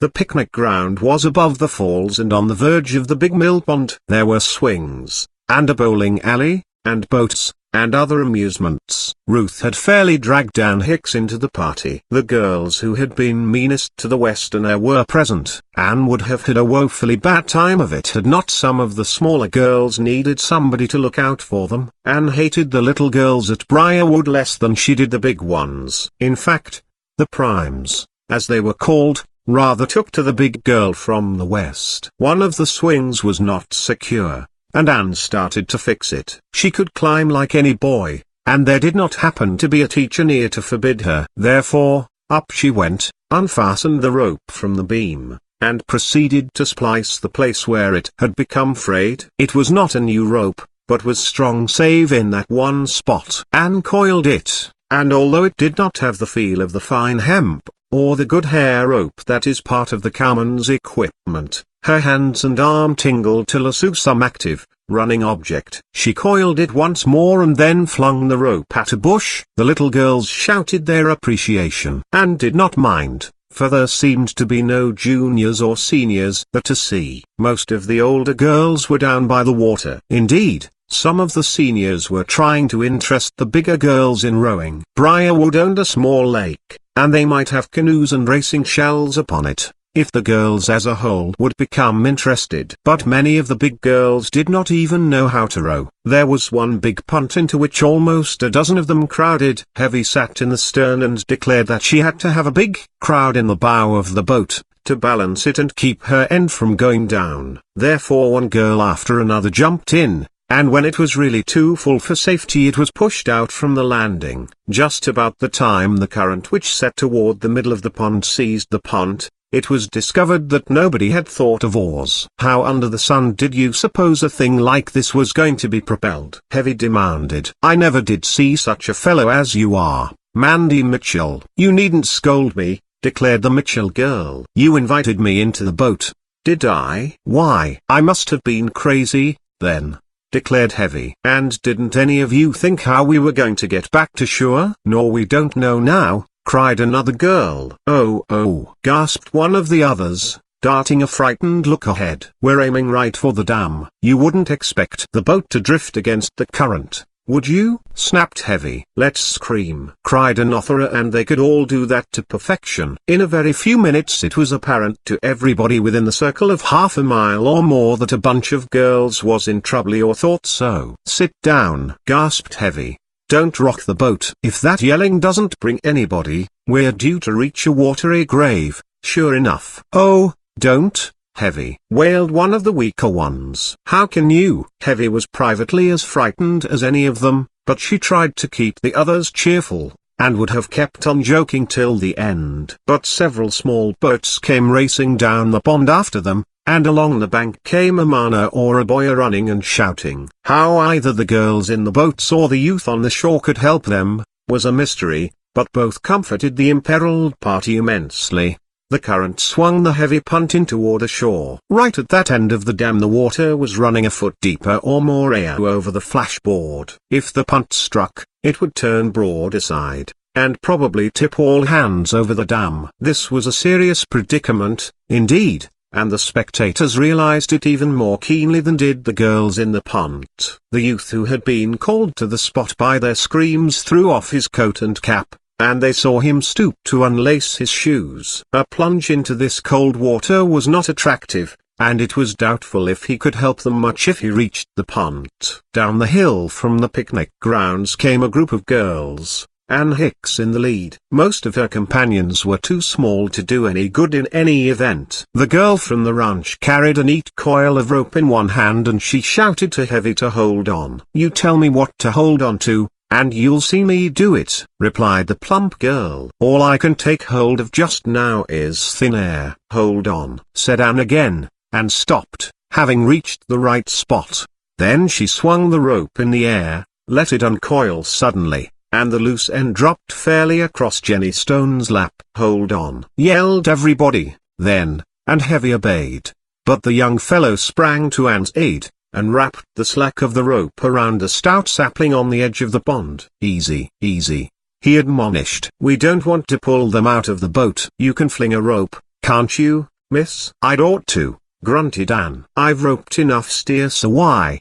You're Jerry Sheeming, she declared, suddenly looking into his face. Ruth Fielding wants to see you. Don't you run away before she talks with you. Then the rope became taut, and the punt began to swing shoreward slowly, taking in some water and setting the girls to screaming again. Chapter 9, Ruth's Little Plot. The punt was in shallow water, and the girls who had ventured into it without oars were perfectly safe before any of the teachers arrived. With them came Ruth and Helen, and some of the other juniors and seniors. Heavy took the stump. Now, you see what she did, cried the stout girl, seizing Ann in her arms the moment she could get ashore. If she hadn't known how to fling a lasso, and rope a steer, she'd never have been able to send that rope to us. 3 cheers for Ann Hicks, the girl from the ranch, who knows what to do when folks are drowning in Buchanan Pond. Anita 3 The cheers were given with a will. Several of the girls who had treated the Western girl so meanly about the dunce cap had been in the boat, and they asked Ann to shake hands. They were truly repentant, and Ann could not refuse their advances.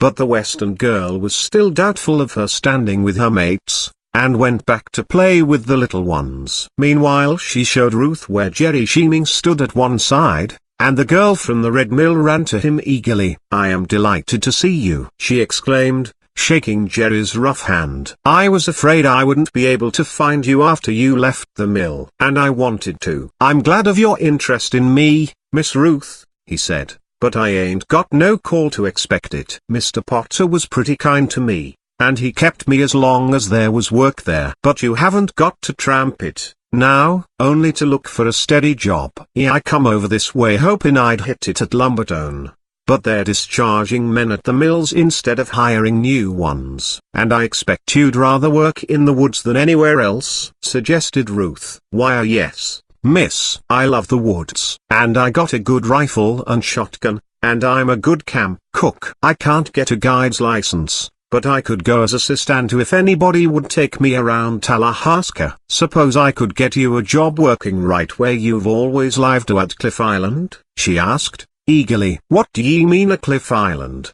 He demanded, flushing deeply. I wouldn't work for that Rufus Blenton or he wouldn't have me. I don't know anything about the man, said Ruth, smiling, but one of my chums has invited me to go to Cliff Island for the Christmas holidays. Her father has bought the place and is building a lodge there. Good lands, ejaculated Jerry. Isn't that a coincidence? Ruth commented. Now, you wouldn't refuse a job with Mr. Tingley, would you? Tingley, is that the name? Yes. Perhaps I can get him, through Bell, to hire you. I'll try. Would you go back? In a minute, exclaimed Jerry. Then I'll try. You see, in 4 or 5 weeks, we'll be going there ourselves. I think it would just be jolly to have you around, for you know all about the island and everything. Yes, indeed, Mom, agreed Jerry. I'd like the job. So you must write me every few days and let me know where you are. Mrs. Tellingham won't mind. I'll explain to her, Ruth said, earnestly. I am not quite sure that I can go myself yet, but I'll know for sure in a few days. And I'll see if Belle won't ask her father to give you work at Cliff Island. Then, in your off time, you can look for that box your uncle lost. Don't you see? Oh, miss, I guess that's gone for good. Near as I could make out, Uncle Pete, the landslide at the west end of the island buried his treasure box a mile deep. It was in one o' the little caves, I suppose. Caves? Are there caves on the island? Lots of 'em. Big ones as well as small. If Uncle Pete wasn't plumb crazy, he had his money and papers in a hideout that I'd never found. I see Miss Picolet coming this way. She won't approve of my talking with a strange young man so long, laughed Ruth. You let me know every few days where you are, Jerry? Yes, Mom, I will. And thank you kindly. You aren't out of funds? You have money? I've got quite a little store, said Jerry, smiling. Thanks to that nice black-eyed girl that I helped out of the car window. Oh, Ann Hicks. And she's being made much of, now, by the girls, because she knew how to fling a rope,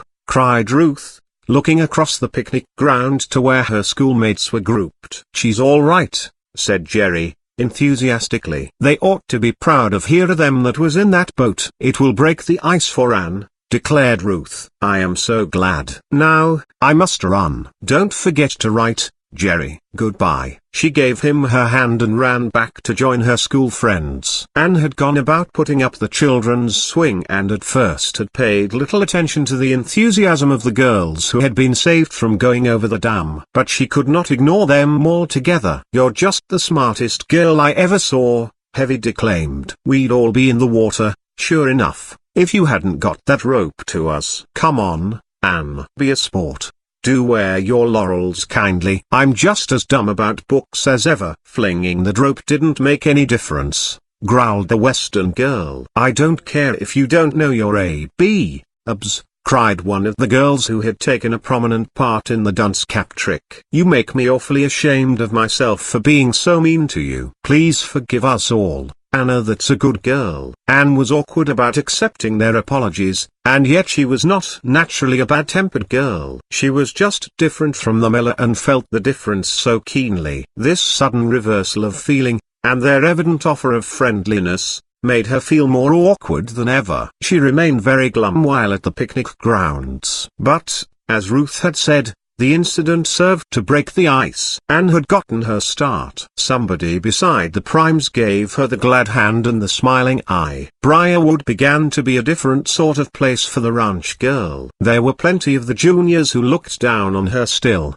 but she had shown them once that she could do something the ordinary Eastern girl could not do, and Anne was on the qui-vive for another chance to make good along her own particular line. She grew brighter and more self-possessed as the term advanced. Her lessons, too, she attacked with more assurance. A few days after Thanksgiving, Ruth received a letter in Aunt Alvira's cramped handwriting which assured her that Uncle Jabez would make no objection to her accepting the invitation to go to Cliff Island for the holidays. "And I'll remind him of it in time so he can send you a Christmas gold piece, if the spirit so moves him," wrote Aunt Alvira, in her old-fashioned way. "But do take care of yourself, my pretty." In the middle of that lake. In telling Belle how happy she was to accept the invitation for the frolic, Ruth diffidently put forward her request that Mr. Tingley give Jerry Sheeming a job. "I am quite sure he is a good boy," she told Belle. "He has worked for my uncle, and Uncle Jabez praised him." "Now, Uncle Jabez doesn't praise for nothing." "I'll tell father about this, Jerry assure," laughed Belle. "You're an odd girl, Ruth. You're always trying to do something for somebody." "Trying to do somebody for somebody, maybe," interposed Mercy, in her sharp way. "Ruth uses her friends for her own ends." But Ruth's little plot worked. A fortnight after Thanksgiving she was able to write to Jerry, who had found a few days' work near the school, that he could go back to Cliff Island and present himself to Mr. Tingley's foreman. A good job was waiting for him on the island where he had lived so long with his uncle, the old hunter. Chapter 10. An exciting finish. Affairs at Briarwood went at high speed toward the end of the term. Everybody was busy. A girl who did not work, or who had no interest in her studies, fell behind very quickly. Ann Hicks was spurred to do her best by the activities of her mates. She did not like any of them well enough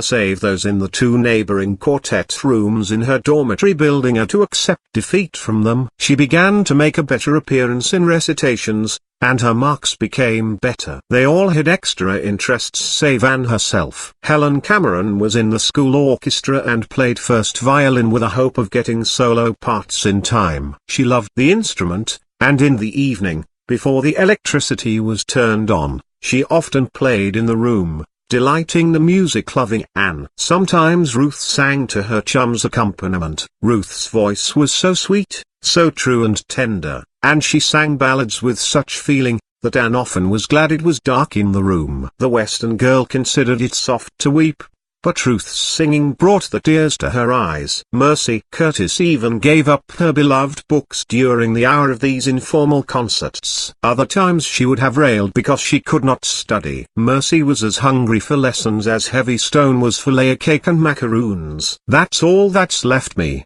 croaked the lame girl, when she was in one of her most difficult moods. "I'll learn all there is to be learned. I'll stuff my head full. Then, when other girls laugh at my crooked back and weak legs, I'll shame them by knowing more out of books." "Oh, what a mean way to put it," gasped Helen. "I don't care, miss. You never had your back ache you and your legs go wobbly, and no person with a bad back and such aches and pains as I have, was ever good-natured." "Think of Aunt Alvira," murmured Ruth, gently. "Oh, well, she isn't just human," gasped the lame girl. "She is very human, I think," Ruth returned.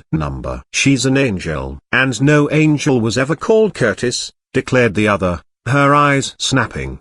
"But I believe there must be an angel somewhere named Mercy," Ruth responded, still softly. However, it was understood that Mercy was aiming to be the crack scholar of her class. There was a scholarship to be won, and Mercy hoped to get it and to go to college 2 years later. Even Jenny Stone declared she was going in for extras. "What, pray?" scoffed the fox. "All your spare time is taken up in eating now, miss." "All right, I'll go in for the heavyweight championship at table," declared the plump girl, good-naturedly. "At least, the result will doubtless be visible." Anne began to wonder what she was studying for. All these other girls seemed to have some particular object. Was she going to school without any real reason for it? Uncle Bill would be proud of her. Of course, She practiced assiduously to perfect her piano playing. That was something that would show out in Bullhide and on the ranch. Uncle Bill would crow over her playing just as he did over her bareback riding. But Ann was not entirely satisfied with these thoughts. Nor was she contented with the fact that she had begun to make her mates respect her. There was something lacking. She had half a mind to refuse Belle Tingley's invitation to Cliff Island. In her heart Ann believed she was included in the party because Belle would have been ashamed to ignore her,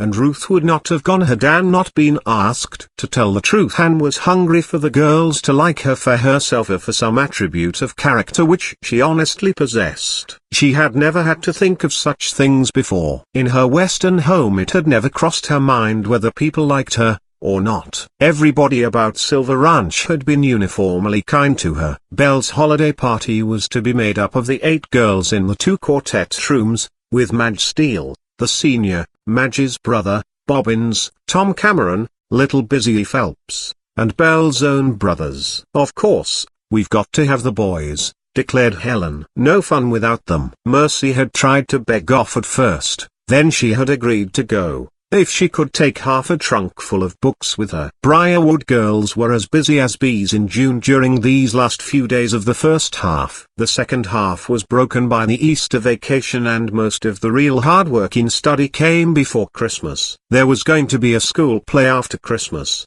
and the parts were given out before the holidays. Helen was going to play and Ruth to sing. It did seem to Ann as though every girl was happy and busy but herself. The last day of the term was in sight. There was to be the usual entertainment and a dance at night. The hall had to be trimmed with greens and those girls of the junior and senior classes who could, were appointed to help gather the decorations. "I don't want to go," objected Ann. "Goosey," cried Helen. "Of course you do. It will be fun." "Not for me," returned the ranch girl, grimly.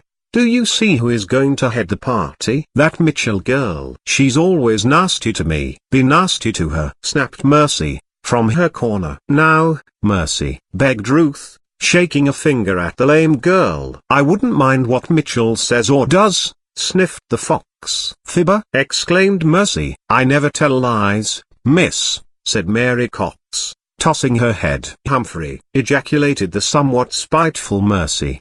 "Do you call yourself a female George Washington?" Marthy Washington laughed heavy. "Only her husband couldn't lie," declared Mercy. "And at that, they say that somebody wished to change the epitaph on his tomb to read, 'Here lies George Washington,' for the first time." "Everybody is tempted to tell a fib sometime," sighed Helen. "And falls, too," exclaimed Mercy. "I must say I don't believe there ever was anybody but Washington that didn't tell a lie." "It's awfully hard to be exactly truthful always," said Luella. "You remember the time in the primary grade, just after we'd come here to Briarwood, Belle?" "Do I?" laughed Belle Tingley. "You fibbed all right then, miss. It wasn't very bad and I did want to see the whole school so much. So I took one of my pencils to our teacher and asked her if she would ask the other scholars if it was theirs. Of course, all the other girls in our room said it wasn't," proceeded Luella. "Then teacher said just what I wanted her to say, 'You may inquire in the other classes.' So I went around and saw all the other classes and had a real nice time. But when I got back with the pencil in my hand still, Belle come near getting me into trouble." Admitted Belle, nodding. "How?" asked somebody. "She just whispered right out loud, 'Luella, that is your pencil and you know it.' And I had to sigh right off, 'It isn't,' and I didn't. Now, what could I have said else? But it was an awful fib, I suppose."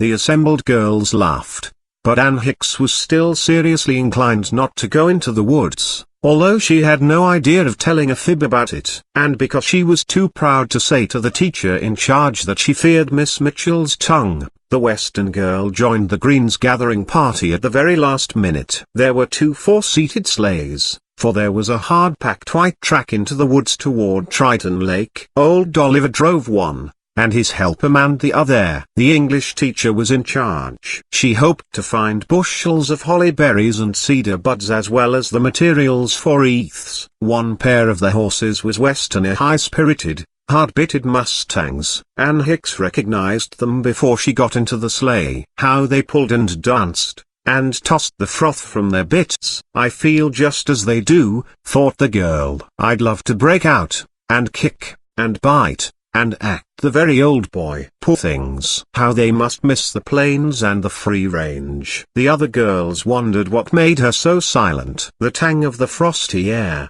and the ring of the pony's hoofs, and the jingle of the bells put plenty of life and fun into her mates, but Anne remained morose. They reached the edge of the swamp and the girls alighted with merry shout and song. They were all armed with big shears or sharp knives, but the berries grew high, and old Oliver's boy had to climb for them. Then the accident occurred, a totally unexpected and unlooked for accident. In stepping out on a high branch, the boy slipped, fell, and came down to the ground, hitting each intervening limb, and so saving his life, but dashing every bit of breath from his lungs, it seemed. The girls ran together, screaming. The teacher almost fainted. Old Oliver stooped over the fallen boy and wiped the blood from his lips. "Don't take him," he croaked. "He's broke every bone in his body, I make no doubt." "And he'd oughter have a doctor, eh?" "I'll get one," said Ann Hicks, briskly, in the old man's ear. "Where's the nearest to and the best?" "Doc Havely at Lumberton." "I'll get him." "It's 6 miles, miss." "You'd never walk it." "I'll take one of the teams away." "You stay with him," jerked out Anne. "I can ride." "Ride?" "The main tried in horses, miss," declared old Oliver. "If a horse has got 4 legs he can be ridden," declared the girl from the ranch, succinctly. "Take the off one on my team, the new eh?" "That old plug?" "I guess not," exclaimed Anne, and was off. She unharnessed one of the pitching, snapping mustangs. "Oh, easy. You wouldn't bite me, you know," she crooned, and the mustang thrust forward his ears and listened. She dropped off the heavy harness. The bridle she allowed to remain, but there was no saddle. The English teacher came to her senses, suddenly. "That creature will kill you," she cried, seeing what Anne was about. "Then he'll be the first horse that ever did it," drawled Anne. "Hi, ye. We're off." To the horror of the teacher, to the surprise of old Oliver, and to the delight of the other girls, Ann Hicks swung herself astride of the dancing pony, dug her heels into his ribs, and the next moment had darted out of sight down the wood road. Chapter 11. A number of things. There may have been good reason for the teacher to be horrified, but how else was the mustang to be ridden? Anne was a big girl to go tearing through the roads and way into Lumberton astride a horse, without a saddle and curb. However, she could not otherwise have clung to him. Just now haste was imperative. She had a picture in her mind, all the way, of that boy lying in the snow, his face so pallid and the bloody foam upon his lips. In 25 minutes she was at the physician's gate. She flung herself off the horse, and as she shouted her news to the doctor through the open office window, she unbuckled the bridle rein and made a leading strap of it. So, when the doctor drove out of the yard in his sleigh, she hopped in beside him and led the heaving mustang back into the woods. Of course she did not look ladylike at all, and not another girl at Briarwood would have done it. But even the English teacher, who was a prude, never scolded her for it. Indeed, the doctor made a hero in the van. Old Oliver said he never saw her beat, and the boy, who was so sadly hurt, but who pulled through all right in the end, almost worshipped the girl from Silver Ranch. And how she can ride. The very girl who had treated Anne the meanest said of her, "What does it matter if she isn't quite up to the average yet in recitations? She will be." This was after the holidays. However, there was too short a time before Belle Tingley and her friends started for Cliff Island for Anne to particularly note the different manner in which the girls in general treated her. The party went on the night train. Mr. Tingley, who had some influence with the railroad, had a special sleeper side-tracked at Lumberton for their accommodation. This sleeper was to be attached to the train that went through Lumberton at midnight. Therefore they did not have to skip all the fun of the dance. This was one of the occasions when the boys from the Seven Oaks Military Academy were allowed to mix freely with the girls of Briarwood, and both parties enjoyed it. Belle's mother had arrived in good season,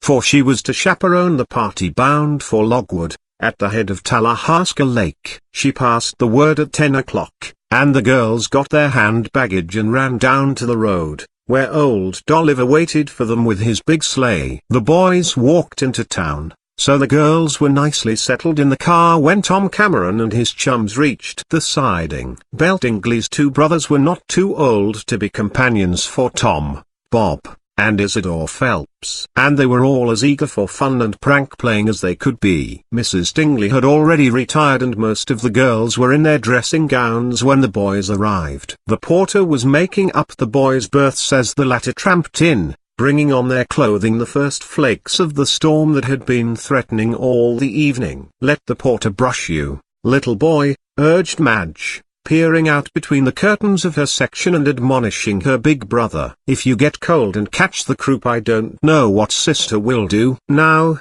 be a good child."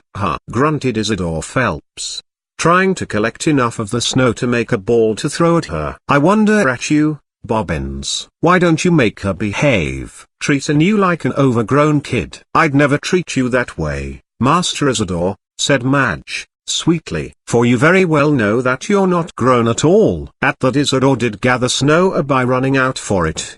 He brought back a dozen snowballs and the first thing the girls knew the missiles were dropping over the top of the curtains into the sheltered spaces devoted to the berths. There was a great squealing then, for some of the victims were quite ready for bed, and the snow was cold and wet. Mrs. Dingley interfered little with the pranks of the young folk. Andy was careful not to throw any snow into her compartment. But the tease did not know when to stop. He was usually that way, as Madge said. He would drive a willing horse to death. It was heavy, and Anne, however, who paid him back in some of his own coin. The boys finally made their preparations for bed. He paraded the length of the car in his big robe and bed slippers, for a drink of ice water. Before he could return, Heavy and Anne bounced out in their woolen kimonos and seized him. By this time the train had come in, the engine had switched to the siding, picked up their sleeper, and was now backing down to couple onto the train again. The two girls ran out into the vestibule,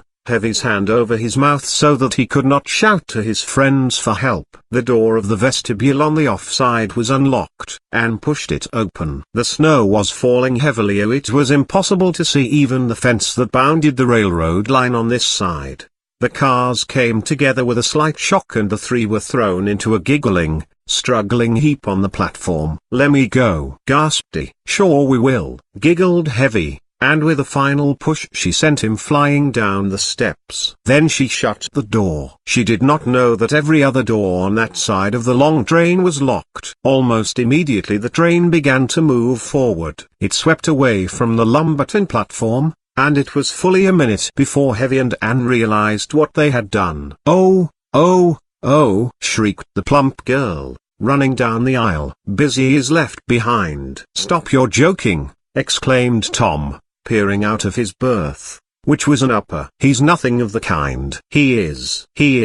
"Why, he's all ready for bed," declared one of the Tingley boys. "He wouldn't dare away." "We threw him out," wailed Heavy. "We didn't know the train was to start so quickly." "Threw him off the train?" cried Mrs. Tingley, appearing in her boudoir cap and gown. "What kind of a menagerie am I supposed to preserve order in a question mark?" "You can make bully good preserved ginger, Ma," said one of her sons, "but you fall short when it comes to preserving order." Most of the crowd were troubled over Isidore's absence. Some suggested pulling the emergency cord and stopping the train. Others were for telegraphing back from the next station. All were talking at once, indeed, when the rear door opened and in came the conductor, escorting the shivering Isidore. "Does these of this tyke belong in here?" demanded the man of brass buttons, with much emphasis. They welcomed him loudly. The conductor shook his head. The flagman on the end of the train had helped the boy aboard the last car as the train started to move. "Keep him here," commanded the conductor. "And I've a mind to have both doors of the car locked until we reach Logwood. Don't let me hear anything more from you boys and girls on this journey." He went away laughing, however, and by they quieted down. Madge insisted upon making some hot composition, very strong, and dosing is at all with it. The drink probably warded off a cold. He admitted to Bobbins that a sister wasn't so bad to have around after all. While they slept, the car was shunted to the side track at Logwood and the western-bound train went hooting away through the forest. It was still snowing heavily, there were not many trains passing through the Logwood yard, and no switching during the early part of the day. The snow smothered other sounds. Therefore, the party that had come to the lake for a vacation was not astir until late. It was hunger that roused them to the realities of life in the end. They had to dress and go to the one hotel of which the settlement boasted for breakfast. Can't cross to the island on the ice, they say. Ralph Tingley ran in to tell his mother. Weight of the snow has broken it up. One of the men says he'll get a punt and pole us over to Cliff Island if the snow stops so that he can see his way. My! Won't that be fun? Gasped Ann Hicks, who had overheard him. She had begun to enjoy herself the minute she felt that they were in rough country. Some of the girls wished they hadn't come. Ruth and Helen were already outside, snowballing with the boys. When Mrs. Tingley descended the car steps, ready to go to breakfast, her other son paid her a second Mercury. "Mother, Mr. Preston is here. Says he'd like to see you." Mr. Preston was the foreman to whom Jerry Sheeming had been sent for a job. Ruth, who overheard, remembered the man's name. Then she saw a man dressed in Canadian knit cap, tall boots, and mackinaw, and carrying a huge umbrella, with which he hurried forward to hold protectingly over Mrs. Tingley's head. "Glad to see you, Ma'am," said the foreman. Ruth was passing them on her way to the hotel when she heard something that stayed her progress. "Sorry to trouble you. Mr. Tingley ain't coming up today?" "Not until Christmas morning," replied the lady. "He cannot get away before." "Well, I'll have to discharge that Jerry Sheeming." "Too bad, too. He's a worker, and well able to guide the boys and girls around the island and knows it like a book." "Why let him go, then?" asked the lady. "Blent says he's dishonest, and I seen him snooping around rather funny, myself. Guess I'll have to fire him, Miss Tingley." Chapter 12. Rufus Blent's Little Ways. The crowd waded through the soft snow to the inn. It was a small place, patronized mainly by fishermen and hunters in the season. It was plain, from the breakfast they served to the Tingley party, that if the unexpected guests had to remain long, they would be starved to death. And all the big eats over on the island,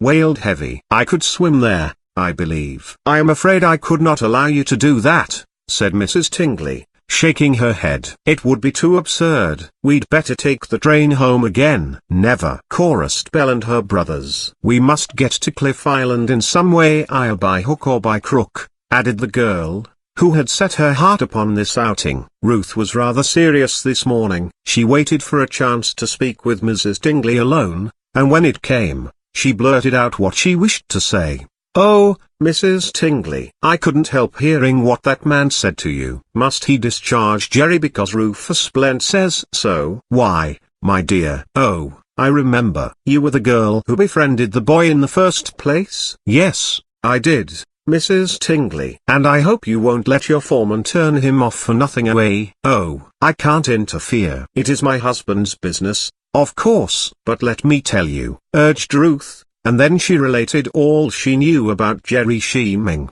and all about the story of the old hunter who had lived so many years on Cliff Island. "Mr. Tingley had a good deal of trouble over that squatter," said Belle's mother, slowly. "He was crazy." "That might be. But Jerry isn't crazy." "But they made some claim to owning a part of the island. And after the old man had lived there for 50 years, perhaps he thought he had a right to it." "Why, my child, that sounds reasonable." "But of course he didn't." "Just the same," said Ruth, "he maybe had the box of money and papers hidden on the island, as he said. That is what Jerry has been looking for. And I wager that man Blent is afraid he will find it." "How romantic," laughed Mrs. Tingley. "But do wait till Mr. Tingley comes and let him decide," begged Ruth. "Surely, and I will tell Mr. Preston to refuse any of Blent's demands. He is a queer old fellow, I know. And, come to think of it, he told us he wanted to make some investigations regarding the caves at the west end of the island. He wouldn't sell us the place without reserving in the deed the rights to all mineral deposits and to treasure trove." "What's treasure trove, Mrs. Tingley?" asked Ruth. quickly. Why, that would mean anything valuable found upon the land which is not naturally a part of it, like a box of money, or papers. Yes, I see. I declare, child, maybe the boy, Jerry, has told you the truth. I am sure he has. He seemed like a perfectly honest boy, declared Ruth, anxiously. I will see Mr. Preston again, spoke Mrs. Tingley decisively. The storm continued through the forenoon, but the boys and girls waiting for transportation to Cliff Island had plenty of fun. Behind the inn was an open field, and there they built a fort, the party being divided into opposing armies. Tom Cameron led one and Ann Hicks was chosen to head the other. Mercy could look at them from the windows, and urge the girls on in the fray. The boys might throw straighter, but numbers told. The girls could divide and attack the boy defenders of the fortress on both flanks. They came in rosy and breathless at noon to sit down to a most heartbreaking luncheon. Such an expanse of table and so little on it I never saw before, grumbled Heavy, in a glum aside. How long do you suppose we would exist on these rations? We're not dead yet, said Ruth, cheerfully. So you needn't become a gloom nor to live on past me Elsa like a camel existing on its hump, declared Madge. I'm no camel, retorted the plump one, instantly. And a meal to me after it has been digested is nothing more than a beautiful dream, and you can bet that I never gain my avoirdupois by dreaming. Mrs. Tingley beckoned to Ruth after dinner. Together they went into the general room, where there was a huge fire of logs. Mr. Preston, the foreman, was there. I have been making enquiries, the lady explained to Ruth, and I find that this Rufus Blent has not a very enviable reputation. At least, he is considered, locally, a sharper. Is this the girl who is interested in Jerry? Asked the foreman. Well,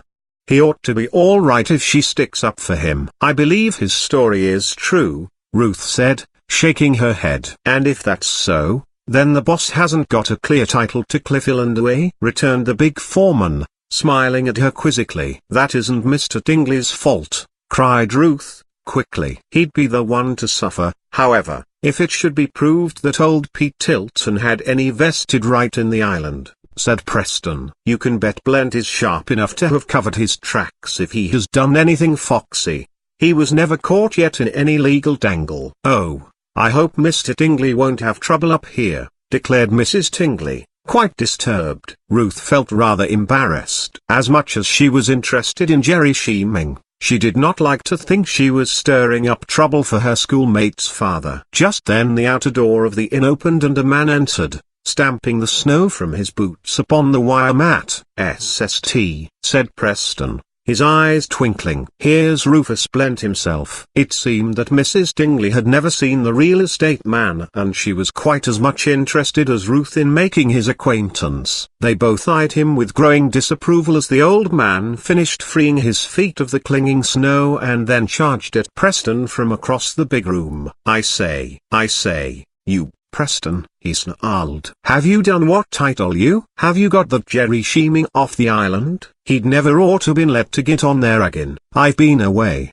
or I'd heard of it before. Is he off? Not yet, replied Preston, smiling secretly. I want to know why not. I won't have him snooping around there. It was understood when I sold Tingley that island that I reserved certain rights away. This here is Miss Tingley, interposed Preston, turning the old man's attention to the lady. He was a brown, wrinkled old man, with sparse pepper and salt whiskers and a parrot-like nose. Sharper was written all over his hatchet features, but probably his provincialism and lack of book education had kept him from being a very dangerous villain. I want to know, exclaimed Rufus. So you're Tingley's lady, Val?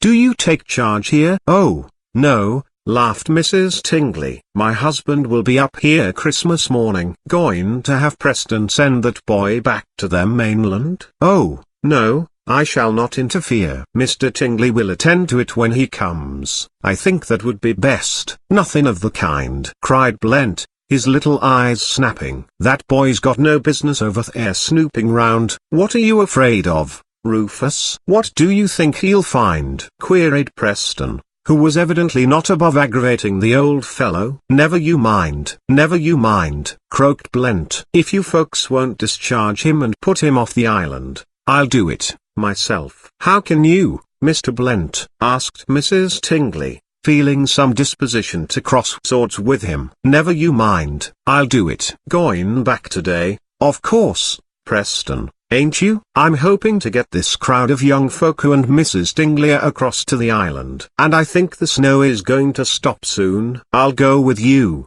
declared Blent, promptly. Don't you go till I see you again, Preston. I gotta catch Squire Keller fast. He hurried out of the inn. Mrs. Tingley and Ruth looked at the foreman questioningly. The girl cried, "Oh!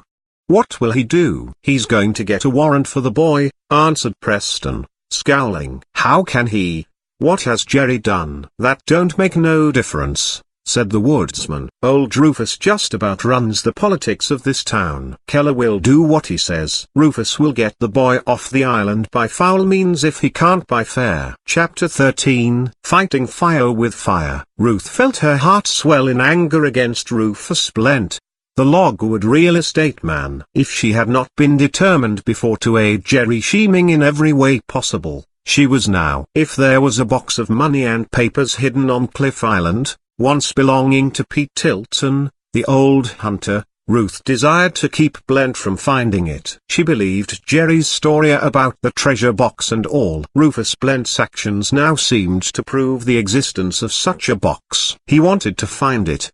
But if the money and papers in the box had belonged to old Pete Tilton, surely Jerry, as his single living relative, should have the best right to the treasure trove. How to thwart Blent was the question disturbing Ruth Fielding's mind. Of course, nobody but Jerry had as strong a desire as she to outwit the old real estate man. The other girls and boys or even Mrs. Tingley would not feel as Ruth did about it. She knew that well enough. If anything was to be done to save Jerry from being arrested on a false charge and dragged from Cliff Island by Blent, she must bring it about. Ruth watched the last flakes of the snow falling with a very serious feeling. The other young folk were delighted with the breaking of the weather. Now they could observe Logwood better, and its surroundings. The roughly built shanty town was dropped down on the edge of the lake, in a clearing. Much of the stumpage around the place was still raw. The only roads were timber roads and they were now knee-deep in fresh snow. There was a dock with a good-sized steamer tied up at it, but there was too much ice for it to be got out into the lake. The railroad came out of the woods on one side and disappeared into just as thick a forest on the other. The interest of the young people, however, lay in the bit of land that loomed up some 5 miles away. Cliff Island contained several hundred acres of forest and meadow, all now covered with glittering white. At the nearer end was the new hunting lodge of the Tingleys, with the neighboring outbuildings. At the far end the island rose to a rugged promontory perhaps 150 feet high, with a single tall pine tree at the apex. That western end of the island seemed to be built of huge boulders for the most part. Here and there the rocks were so steep that the snow did not cling to them, and they looked black and raw against the background of dazzling white. The face of the real cliff because of which the island had received its name here was scarcely visible from Lockwood. Jerry had told Ruth it was a very wild and desolate place, and the girl of the Red Hill could easily believe it. The crowd had left the inn as soon as the clouds began to break and a ray or two of sunshine shone forth. 2 ox teams were breaking the paths through the town. The boys and girls went down to the dock, singing and shouting. Mrs. Tingley and the foreman came behind. 3 other men were making ready a huge punt in which the entire party might be transported to the island. Later the punt would return for the extra baggage. This vehicle for water travel was a slow, skiff-like boat, almost as broad as it was long, and with a square bow and stern. There was a place for a short mast to be stepped, but, with the lake covered with drifting ice cakes, it was judged safer to depend upon huge sweeps for motive power. With these sweeps, not only could the punt be urged forward at a speed of perhaps 2 miles an hour, but the ice cakes could be pushed aside and a channel open through the drifting mass for the passage of the awkward boat. Mr. Preston had explained all this to Mrs. Tingley, who was used to neither the woods nor the lake, and she had agreed that this means of transportation to Cliff Island was sufficiently safe. though extraordinary. "Let's pile in and make a start," urged Ralph Tingley, eagerly. "Why?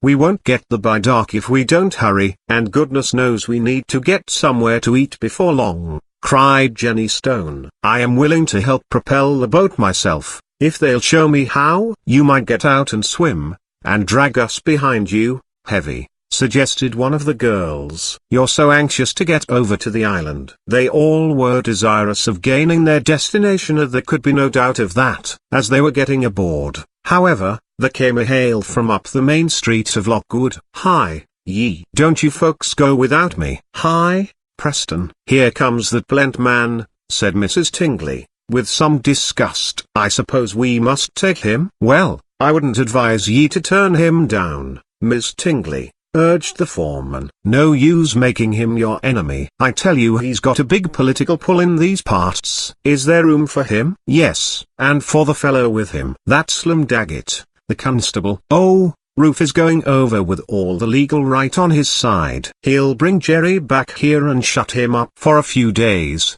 I suppose." "But on what charge?" Mrs. Tingley asked, in some distress. "That won't matter. Some trumped-up charge. Easy enough to do it when you have a fella like Squire Keller to deal with." "Oh," said Preston, shaking his head, "Ruth Blent knows what he's about, you may believe." "Who's the old GG with the whiskers?" asked the disrespectful Isidore, when the real estate man came down to the dock, with the constable slouching behind him. "Hurry up, Grandpop," shouted one of the Tingley boys. "This expedition is about to start." Blent scowled at the hilarious crowd. It was plain to be seen that any supply of milk of human kindness he may have had was long since soured. Ruth caught Tom Cameron's eye and nodded to him. Helen's twin was a very good friend of the girl from the Red Mill, and he quickly grasped her wish to speak with him alone. In a minute he maneuvered so as to get into the stern with his sister's chum, and the Ruth whispered to him her fears and desires regarding Blent and Jerry Sheeming. "Say,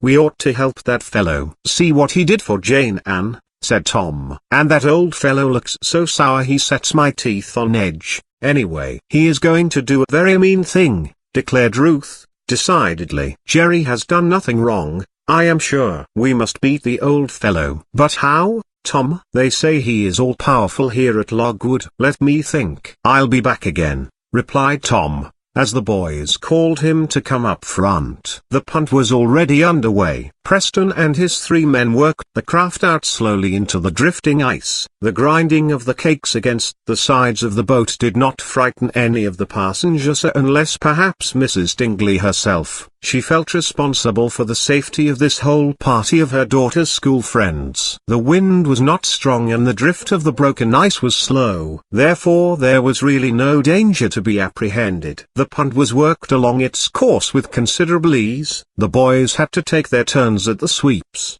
but Tom found time to slip back to Ruth before they were halfway across to the island. "Too bad the old fellow doesn't fall overboard," he growled in Ruth's ear. "Isn't he a snarly old customer?" "But I suppose the constable has the warrant," Ruth returned, smiling. "So Mr. Blent's elimination from the scene would not help Jerry much." "I tell you what, you've got to fight fire with fire," observed Tom, after a moment of deep reflection. "Well, what meanest thou, Sir Oracle?" "Why, they haven't any business to arrest Jerry." "Agreed. Then let's tip him off so that he can run." "Where will he run to?" demanded Ruth, eagerly. "Say, that's a big island, and I bet he knows his way all over it." "Oh, the caves!" exclaimed Ruth. "What's that?" "He told me there were caves in it. He can hide in one. And we can get food to him." "Great, Tom, great." "Sure, it's great when you're Uncle Dudley, eh? But how are we going to warn Jerry to run before this constable catches him?" interposed Ruth, with less confidence. "How? You leave that to me," Tom returned, mysteriously. Chapter 14. The Hue and Cry. Ruth and Tom Cameron had no further opportunity of speaking together until the punt came very close to the island. Here the current ran more swiftly and the ice blocks seemed to have been cleared away. There was a new stone dock, and up the slight rise from it, about 100 yards back from the shore, was the heavily framed lodge. It consisted of 2 stories, the upper one extending over the lower. Big beams crossed at the corners of this upper story, and the outer walls were of roughly hewn logs. The great veranda was arranged for screening in the summer, but now the west side was enclosed with glass. It was an expensive and comfortable-looking camp. There were several men on the dock as the punt came in, but Jerry Sheeming was not in sight. Tom had, from time to time, been seen whispering with the boys. They all now gathered in the bow of the slowly moving punt, ready to leap ashore the moment she bumped into the dock. "Do be careful, boys," begged Mrs. Tingley. "Don't fall into the water, or get hurt." "I certainly shall be glad when Mr. Tingley comes up for Christmas and takes all this responsibility off my hands." "Don't have any fear for us, Mrs. Tingley, I beg," said Tom. "We're only going to scramble ashore, and the first fellow who reaches the house is the best man. Now, fellows." The punt bumped. Such a scrambling as there was. Ann Hicks showed her suppleness by being one of the first to land and beating some of the boys, but she did not run with them. "They might have stayed and helped us girls and Mrs. Tingley to land," complained Helen. "I don't see what Tom was thinking of." But all of a sudden Ruth had an idea that she understood Tom's lack of gallantry. Jerry Sheeming, not being at the dock to meet the newcomers, must be at the house. The boys, it proved later, had agreed to help tip Jerry. The first fellow to see him was to tell him of the approach of Blent and the constable. Therefore, when Rufus Blent and Lem Daggett reached the lodge, nobody seemed to know anything about Jerry. Tom winked knowingly at Ruth. "I tell ye, Preston, I gotta take that boy back to Logwood with me," shouted Blent, who seemed greatly excited. "Where are you hiding the rascal?" "You know very well I came over with you in the boat and walked up here with you, Blent," growled the foreman, in some anger. "How could I hide him?" "But the cook, nor nobody, knows what's become of him. He was here peeling taters for supper, Cookie says, just before we landed. Now he's sloped." "He saw you come in, it's likely," rejoined Preston. "He suspected what you was after." "Well, I'm going to leave Daggett and Lem." "Yes, sir," said that slouching person. "You got to get him. Now mind that. The boys to pair in Squire Keller's court tomorrow or something will happen," threatened the real estate man. "And if he don't appear, what then?" drawled Preston, who was more amused by the old man than afraid of him. "You'd better not interfere with the course of the law, Preston," declared Blent, shaking his head. "You bet I won't, especially the brand of law that's handed a fella by your man, Keller." "But I don't know nothing about the boy nor where he's gone." "I don't want to know, either. And none of the rest o' you want to harbor that thief," snarled Blent, viciously, looking around at the gaping hired men and the boys who had come to visit Cliff Island. "The law's got a long arm. 'Member that." "Will we be breaking the law if we don't report this poor fellow to the constable here, if we see him?" asked Tom Cameron, boldly. "You bet you will. And I'll see that you're punished if ye harbor or help the rascal." "Don't think because Tingley's a rich man, and your fathers have probably more money than is good for them, that you will escape," said Blent. "I don't believe he's so powerful as he makes out to be," grumbled Tom. Later, to Ruth. "I was the one who caught Jerry and whispered for him to get out. I didn't have to say much to him. He was wise about Blent." "Where did he go?" asked the eager Ruth, quickly. "I don't know." "I didn't want to know, and you don't, either." "But suppose something happens to him?" objected the girl, fearfully. "Why, he knows all about this island." "You said so yourself." "I just told him we'd get some grub to him tomorrow." "How?" "Told him we'd leave it at the foot of that tall pine at the far end of the island." Then he slipped out of the kitchen and disappeared. But Blent was a crafty old party and did not easily give up the pursuit of the young fellow he had come to the island to nab. The coat of fresh snow over everything made tracking the fugitive an easy task. After a few minutes of sputtering anger, the real estate man organized a pursuit of Jerry. He made sure that the forest youth had run out of the kitchen at about the time the visitors came up from the dock. "He ain't got a long start," said Blent to his satellite, the constable. "Let's see if he didn't leave tracks." He had. There was still an hour of daylight, although the winter evening was closing in rapidly. Jerry had left by the back door of the lodge and had gone straight across the yard,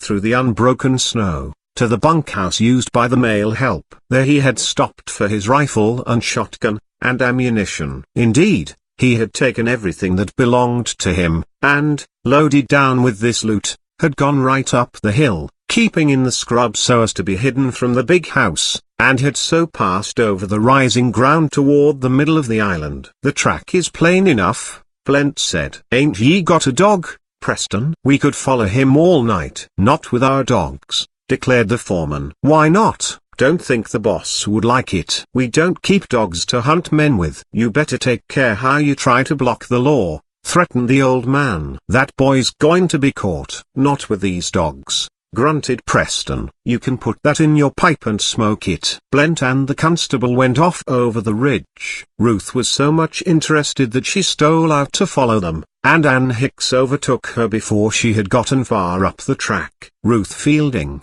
whatever are you doing?" demanded the girl from the Montana ranch. "Don't you know it will soon be night? Mrs. Dingley says for you to come back. Do you suppose those horrid men will find Jerry?" "No, I don't," replied Ann, shortly. "And if they do, oh, you're not as interested in him as I am," sighed Ruth. "I am sure he is honest and that Mr. Blent is telling lies about him.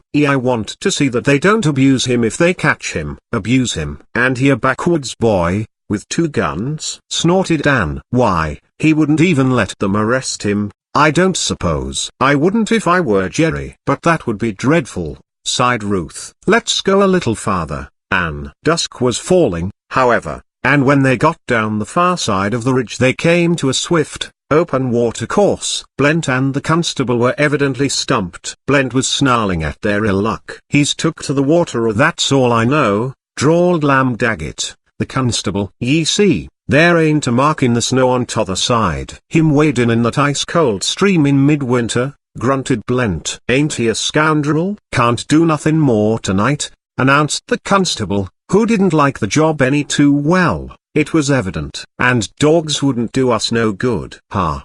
Ye know what ye got to do," threatened Blent. "I'm goin' back to town when the punt goes this evening, but you stay here, and you get the hue and cry out after him tomorrow bright and early. I don't want him rummaging around this island at all. You understand?" "Not at all." "It's up to you to get him, Lamb Daggett." Daggett grunted and followed his master back to the lodge.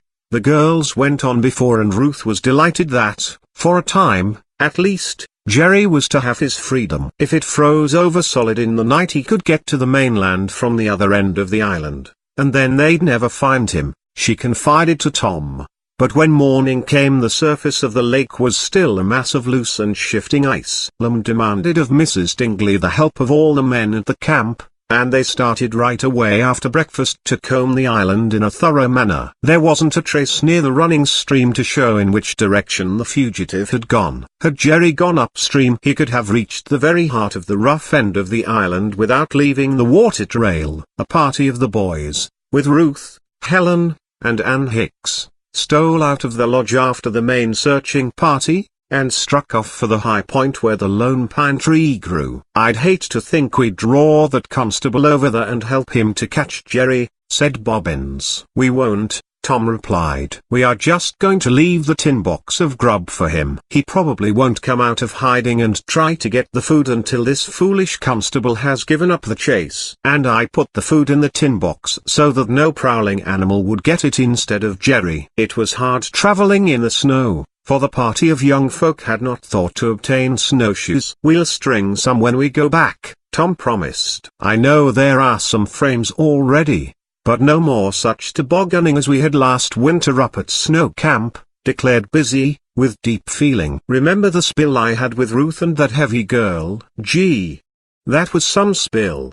The land here is too rough for good sliding," said Tom. "But I wish the lake would freeze hard again." "Ralph says there are a couple of good scooters, and we all have our skates." "And the fishing," exclaimed Helen, eagerly. "I do so want to fish through the ice again." "Oh, we're bound to have a bully good time," declared Bobbins. "But we'll do this Jerry Sheeming a good turn, too, if we can." Chapter 15. Over the precipice. Under the soft snow that had fallen the day before was a hard-packed layer that had come earlier in the season and made a firm footing for the explorers. Ruth and her chum, with Ann Hicks, were quite as good walkers as the boys. At any rate, the three girls determined not to be at the end of the procession. The constable and his unwilling helpers, for none of the men about the Tingley camp cared to see Jerry Sheeming in trouble, were hunting the banks of the stream higher up for traces of the trail the boy had taken when he ran away from Rufus Blent the previous afternoon. Therefore the girls and boys who had started for the rendezvous at the Lone Pine, were able to put the wooded ridge between them and the constable's party, and so make their way unobserved toward the western end of Cliff Island. "They may come back and follow us," growled Tom. "But they'll be some way behind, and we'll hurry. I have a note in this tin box warning Jerry what he must look out for. As long as that Daggett is on the island, I suppose he will be in danger of arrest." "It is just as mean as it can be," gasped Helen, plodding on. "The boys wouldn't leave much o' that constable if they caught him playing tag for such a man as Blent." "At Bullhide," Ann Hicks declared, with warmth. "This Blent," said Bobbins, seriously, "seems to have everybody about Logwood buffaloed." "What do you suppose your father will say to the constable taking the men with him this morning to hunt Jerry down?" This question he put to Ralph Dingley, and the latter flushed angrily. "You wait," he exclaimed. "Father will be angry, I bet. I told Mother not to let the men have anything to do with the hunt, but you know how women are. She was afraid. She said that if Blent and the constable were within their legal rights all bosh," snapped Isidore Phelps. "I do not think Mrs. Dingley would have let them go with Daggett if she'd had the least idea they would be able to find Jerry," observed Helen, sagely. "And they won't," put in Ruth, with assurance. "I know he can hide away on this island like a fox in a burrow." "But he'll find it mighty cold sleeping out, this weather," remarked Bobbins. "He sure will," agreed Tom. The party went ahead as rapidly as possible, but even the stronger of the boys found it hard to climb the steeper ascents through the deep snow. "Cracky!" exclaimed Isidore. "I know I'm slipping back 2 steps to every one I get ahead." "Nonsense," returned Helen. "For if you did that, you had better turn around and travel the other way. Then you'd back up the hill." They had to wait and rest every few yards. The rocks were so huge that they often had to go out of the way for some distance to get round them. Although it could not be more than 5 miles, as the crow flies, from the lodge to the Lone Pine, in 2 hours they still had the hardest part of the journey before them. "I had no idea we should be so long at it," Tom confessed. "It's lucky Heavy didn't come with us," chuckled Helen. "Why, she would have been starved to death before this, and the idea of going the rest of the distance before turning back for home and luncheon would have destroyed her reason, I am sure." "Then," said Ruth, amused by this extravagant language, "poor Heavy would have been first dead and then crazy. Consider an insane corpse." They came out at last upon the foot of the last ascent. The eminence seemed to be a smooth, cone-shaped hill. On it grew a number of trees, but the enormous old pine, lightning-riven and dead at the top, stood much taller than any of the other trees. Here and there they caught glimpses of chasms and steep ravines that seemed to split the rocky island to the edge of the water. When the snow did not cover the ground there might be paths to follow, but at this time the young explorers had to use their judgment in climbing the heights as best they might. The boys had to help the girls up the steeper places, with all their independence, and even Anne admitted that their male comrades were rather handy to have about. The old pine tree sprang out of a little hollow in the hill. Behind it was the peak of the island, and from this highest spot the party obtained an unobstructed view of the whole western end of Talahaska. "It's one big old lake," sighed Isidore Phelps. "If it would only just freeze over, boys, and give us a chance to try out the ice boats." "If it keeps on being as cold as it was this morning, and the wind dies down, there'll be all the ice you want to see tomorrow," declared Ralph Tingley. "Goodness!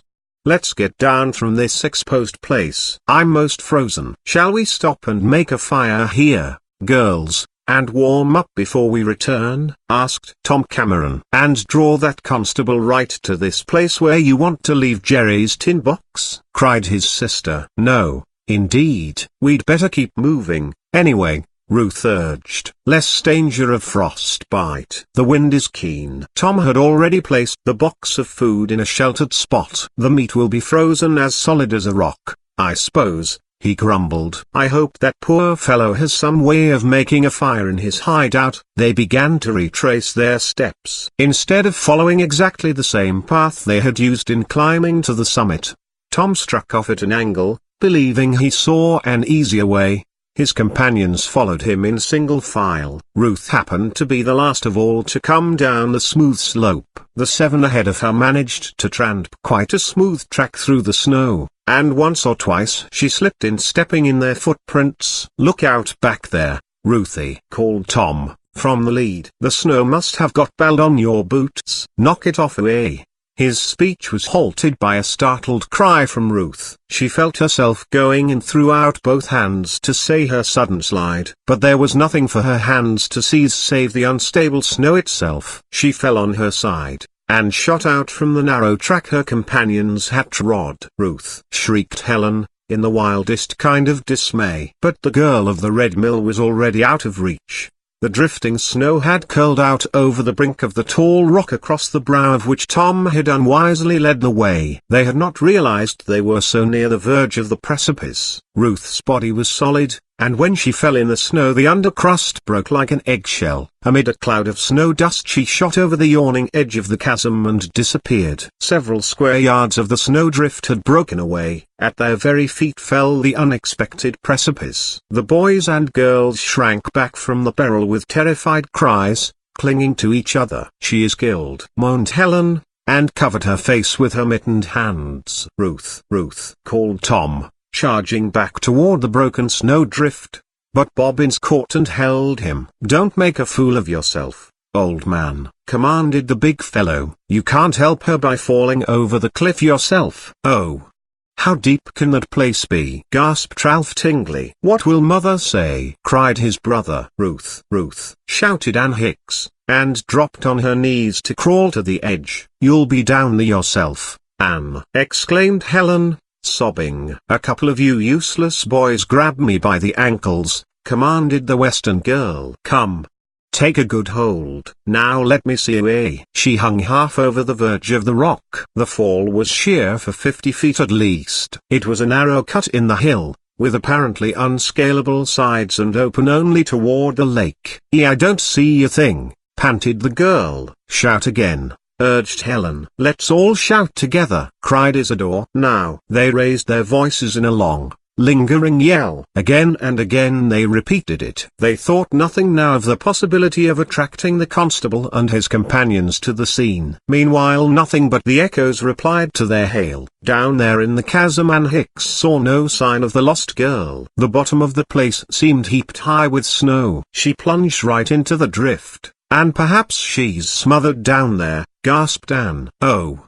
What shall we do? If it's a deep drift Ruth may not be hurt at all, cried Tom. Do let me look, Ann. That's a good girl. The Western girl was drawn back and the boy took her place. Bobbins and Ralph Tingley let Tom slide farther over the verge of the precipice than they had Ann. She went down feet first, panted Tom. There isn't an obstruction she could have hit. She must have dropped right into the snowbank in the bottom of Ruth Fielding. But even his sharp eyes could discover no mark in the snow. Nothing of the lost girl appeared above the drift at the foot of this sheer cliff. She might have been smothered under the snow, as Ann suggested, and yet, that scarcely seemed probable. Surely the fall into the soft drift could not have injured Ruth fatally. She must have had strength enough to struggle to the surface of the snow. Her disappearance was a most mysterious thing. When Tom crept back from the brink of the precipice and stood on his feet again, they all stared at one another in growing wonder. What could have happened to her down there? Groaned Helen,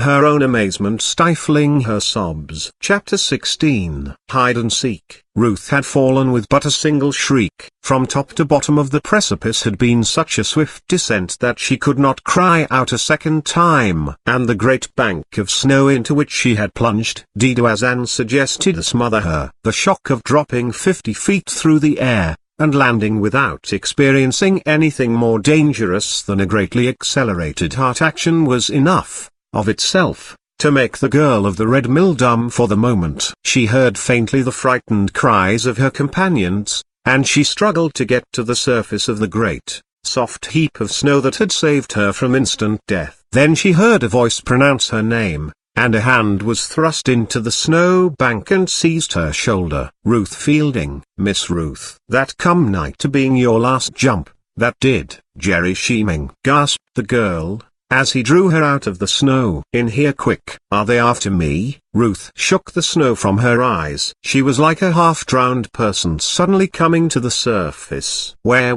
are we?" she whispered. "All right. This is one of my hideouts." "Is that old Blent up yonder?" "Oh, Jerry. He's not on the island today. He's left the constabulary, Lumdaggett." "Yes. They are searching for you." "But I was with Tom and Helen and the others. We brought you some food, He led her along a narrow shelf, which had been swept quite free of snow. Now a hollow in the rock wall opened before them, and there a little fire of sticks burned. An old buffalo robe lay nearby, and there were other evidences of the fugitives' camp. Ruth was shaking now, but not from the cold. The shock of her fall had begun to awaken the nervous terror which is the afterclap of such an adventure. So near she had been to death. "You are sick, Miss Ruth," exclaimed Jerry. "Oh, no. Oh, no," repeated the girl of the Red Mill, but so frightened. "Nothing to be frightened over now," he returned, smiling broadly. "But you did miss it close. If that pile of snow hadn't sifted down the yesterday I know," burst out Ruth. "It was providential." "You girls and boys want to be careful climbing around these rocks," said Jerry Sheeming, gravely. At that moment the chorus of shouts from above reached their ears. Ruth turned about and her lips opened. She would have replied, but the backwoods boy leapt across the fire and seized her arm. "Don't make a sound," he exclaimed. "Oh, Jerry, if that constable Hersey, he isn't with us, I tell you," said Ruth. "But wait, he might hear." "I don't want him to find this place," spoke the boy, eagerly. "He may be within hearing." "I think not," Ruth explained. Then she told Jerry of the morning's hunt for him and the course followed by both parties. He shook his head for a moment, and then ran to a shelf at the other side of the little cavern. "I'll communicate with your friends. I'll make them understand. But we mustn't shout. Lumdaggett may be within hearing." "But I can't stay with you here, Jerry," objected the girl. "Of course you can't, miss. I will get you out to another way. You'll see." "But we'll explain to your friends above and they will stop yelling then. If they keep on that way they'll draw Lumdaggett here, if he isn't already snooping around." Meanwhile Jerry had found a scrap of paper and a pencil. He hurriedly wrote a few lines upon the paper. Then he produced a heavy bound long arrow. The message he tied around the shank of the arrow. "Oh. Can you shoot with that?" cried Ruth, much interested. "Reckon so," grinned Jerry. "Uncle Pete wouldn't give me much powder and shot when I was a kid. And finally I could bring home a bigger bag of wild turkeys than he could, and all I had to get him with was this barrow." He strung the bow, and Ruth saw that it took all his strength to do it. The boys and girls were still shouting for her in a desultory fashion. Jerry laid his finger on his lips, nodded at his visitor, and stepped swiftly out of sight along the cleared shelf of rock. Ruth left the fire to peer after him. She saw him bend the bow and saw the swift flight of the arrow as it shot out of the chasm and curved out of sight beyond the broken edge of the snow wreath which masked the summit of the cliff. She heard the clamor of her friends' voices as they saw the arrow shoot over their heads. Then they were silent. Jerry ran back to her and unstrung the bow, putting it away in its niche. But from the same place he produced a blue-barreled rifle. "I know you won't tell Blent, or any of them, how to reach me, Miss Ruth," he said, looking at her with a smile. "I guess not," exclaimed the girl. "I am going to show you the way out to the other end. I wish you were wearing rubber boots like me." "Why?" "So you could wade in the stream when we come to it." "That's how I threw them off the track," explained Jerry, laughing. "Why, I know this old island better than Uncle Pete himself knowed it." "And yet you haven't found the box you say your uncle hid?" asked Ruth, curiously. "I never knowed anything about it until Blent came to drive us off and swore that Uncle Pete had never had nothing but squatter rights. But I'm not sure that I couldn't find that place where Uncle Pete hid his treasure box if I had time to hunt for it," added Jerry, gravely. "That's what Mr. Blent is afraid of," declared Ruth, with conviction. "That's why he is afraid of your being here on the island." "You bet it is, miss. And we boys and girls will do everything we can to help you, Jerry," Ruth assured him, warmly. "If you think you can find the place where your uncle hid his papers away." "But suppose I find them and the papers show that this Mr. Tingley hasn't a clear title to the island?" demanded the backwoods boy, looking at the girl of the red mill sharply. "Why should that make a difference?" asked Ruth, coolly. "Well, you know how some of these rich folks be," returned the boy, dropping his gaze. "When it comes to hitting their pocketbooks away, that has nothing to do with it." "Right is right," grunted Jerry. "But sometimes they don't want to lose money any quicker than a poor man." "If he's paid for the island away, I don't see how he can lose," declared Ruth, quickly. "If Blent has claimed a title that cannot be proved, Blent will have to lose." "I bet Mr. Tingley didn't buy without having the title searched," observed Jerry. "Blent's covered his tracks. He'll declare he was within his rights, probably having bought Uncle Pete's share of the island through some dummy." "You know, when deeds aren't recorded, it's mighty hard to establish them as valid." "I know. I axed our town clerk, and he is one man that ain't under Blent's thumb." "I don't believe Mr. Tingley is a man who would stand idle and see you cheated even if he lost money through defending you," said Ruth, firmly. "Do you know him?" "I have never met him," Ruth admitted. "But his wife is a very nice lady, and Belle and the boys away." "Business is business," interrupted Jerry, shaking his head. "I don't want Tingley to know where I be yet a while, anyway." "But may I talk with him about you?" "Why, if you care enough to, Miss Ruth." "Of course I do," cried the girl. "Didn't I tell you we all want to help you?" And she stamped her foot upon the warm rock. "We'll bring you food, too. We'll see that the constable doesn't get you." "Well, it's mighty nice of you," admitted the suspicious young woodsman. "Now, come on. I'll take you through my hideout to the creek. I told your friends you'd meet 'em there, and we want to get there by the time they arrive." "Oh, Jerry, that's a long way off," cried Ruth. "Not so very long by the way we'll travel," he returned, with a laugh. And this proved to be true. Jerry lighted a battered oil lantern and with his rifle in the other hand led the way. A narrow passage opened out of the back of this almost circular cave. Part of the time they traveled through a veritable tunnel. At other times Ruth saw the clear sky far above them as they passed along deep cuts in the hills. The descent was continuous, but gradual. Such a path wild animals might have traveled in times past. Originally it was probably a watercourse. The action of the water had eaten out the softer rock until almost a direct passage had been made from the bottom of the cliff where Ruth had fallen to the edge of the swift stream that ran through the middle of the island. They came out behind a screen of thick brush through which Ruth could see the far bank of the brook, but through which nobody outside could see. Jerry set down the lantern, and later leaned the rifle against the wall when he had made sure that nobody was in sight. "I am going to carry you a ways, Miss Ruth," he said, "if you don't mind. You see, I must walk in the stream or they will find this entrance to my hideout." "Buter, can you carry me?" "I bet you, if you only wore rubber boots I'd let you walk." "Come on, please." "Oh, I am not afraid," she told him, quietly, and allowed him to take her into his arms after he had stepped down into the shallow, swiftly flowing current. "This water trail confuses men and dogs completely," said Jerry, with a laugh. "That I saw such men as Daggett. If I was hunting a fellow who took to the stream, with the water so shallow, I'd find which way he went in a jiffy." "How would you?" demanded Ruth, feeling perfectly secure in the strong arms of the young fellow. "That's telling,"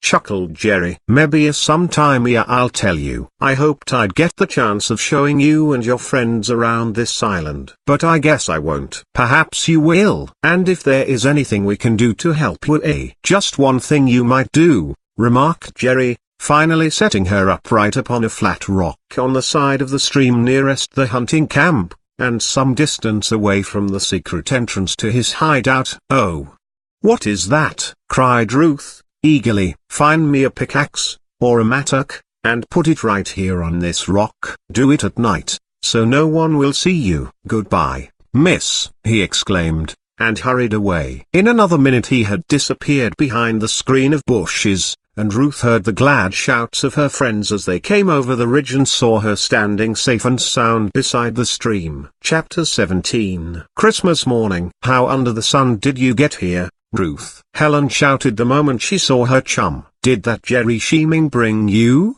Demanded Anne. The other members of the party were quite as anxious to learn the particulars of her adventure, and when they had crossed on the stepping stones, they gathered about her eagerly. Ruth would tell just so much and no more. She explained how she had fallen into the snowdrift at the foot of the cliff, how Jerry had heard her scream and pulled her out. But beyond that she only said he had left her here to wait their coming. You needn't be so mysterious, miss, ejaculated Helen, rather piqued. I guess she doesn't want to say anything about his hideout that might lead to his being hunted out by Daggett, observed the wise Tom. But Jerry signed his name to the note he tied on the arrow. And we sure were surprised when we saw that arrow shoot up from the depths, said Isidore. What do you suppose Mother will say? Cried one of the Tingley boys. Don't let's tell her, suggested Ruth, quickly. There's no need. It will only add to her worries and she will be troubled enough by us as it is. Beauty, you see, I'm not a bit hurt, insisted Ruth. And the less we talk about their matter the less likely we shall be to drop something that may lead to the discovery of Jerry Sheeming's hiding place. Oh, well, if you put it that way, agreed Ralph. I suppose Mother will have all the trouble she wants. And maybe if she knew, she'd keep you girls away from this end of the island. They tramped home to a late luncheon. It was so very cold that afternoon and evening that they were only too glad to remain in the house and hug the fire.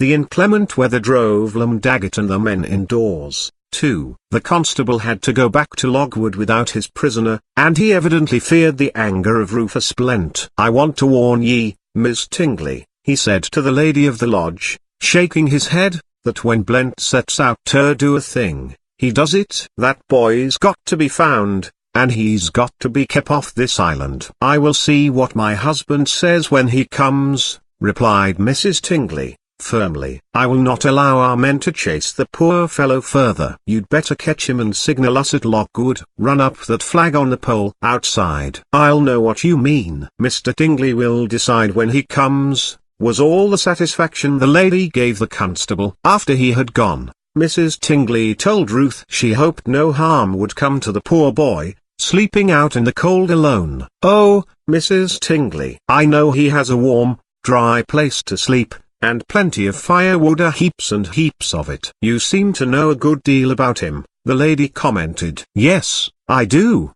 admitted Ruth, honestly. More about him and where he is hiding than he would care to have me tell you. So Mrs. Tingley did not catechize the girl further upon the subject of the fugitive. Just because they were shut in was no reason why the house party on Cliff Island should not have an extraordinarily good time. They played games and had charades that evening. They had a candy pull, too, but unlike that famous one at Snow Camp the winter before, Busy Phelps did not get a chance to put the walnut shells into the taffy instead of the kernels. The wind died down and it grew desperately cold during the night. The mercury soon left the 0 point so far above that it threatened to be lost for the rest of the winter. They awoke the next morning to find the island chained fast to the mainland by old Jack Frost's fetters. A sheet of new ice extended for some hundreds of yards all around Cliff Island. Farther out the ice was of rougher texture, but that near at hand was clear and black. Out came the skates soon after breakfast, and everybody but Mercy went down to the lake. Later the boys made the lame girl and Mrs. Tingley come, too, and they arranged chairs in which the two non-skaters could be pushed over the smooth surface. Hockey was the game for the afternoon, and two sides were chosen to oppose each other, one of the boys and another of the girls. Although Ann Hicks had never had a hockey stick in her hand before, she quickly got into the game, and they all had a very merry time. The day before Ruth had not been able to find the implement that Jerry Sheeming had spoken about, nor could she find a mattock, or pickaxe, on this second day. If she went to the tool shed and hunted for the thing herself, she was afraid her quest would be observed by some of the men. She located the place where the tools were kept, but the shed was locked. However, there was a window, and that window could be easily slid back. Ruth shrank from attempting to creep in by it. Just the same, I told him I'd get it at least. I told myself I'd get it for him, thought the girl of the Red Mill. And I will. Of course, Mrs. Dingley would have allowed her to borrow the tool, but it would have aroused comment had it become known that Jerry wanted it. It must be that he really thinks now he knows where his uncle hid the treasure box. He wants to dig for it, was Ruth's thought. Yet she remembered that Jerry had said all along the old man had seemingly gone mad because his treasure box was buried under a landslide. She asked Mr. Preston, the foreman of the camp, where the landslide had occurred. "Why, right over yonder, little lady," explained the woodsman. "If the snow wasn't on the ground, you could easily see the scar of it down that hillside." And he pointed to a spot just beyond the secret opening of Jerry's cave. The dirt and rock was heaped up so at the foot of the slide that the course of the brook was changed. "That slide covered a monster lot of little caves in the rock,"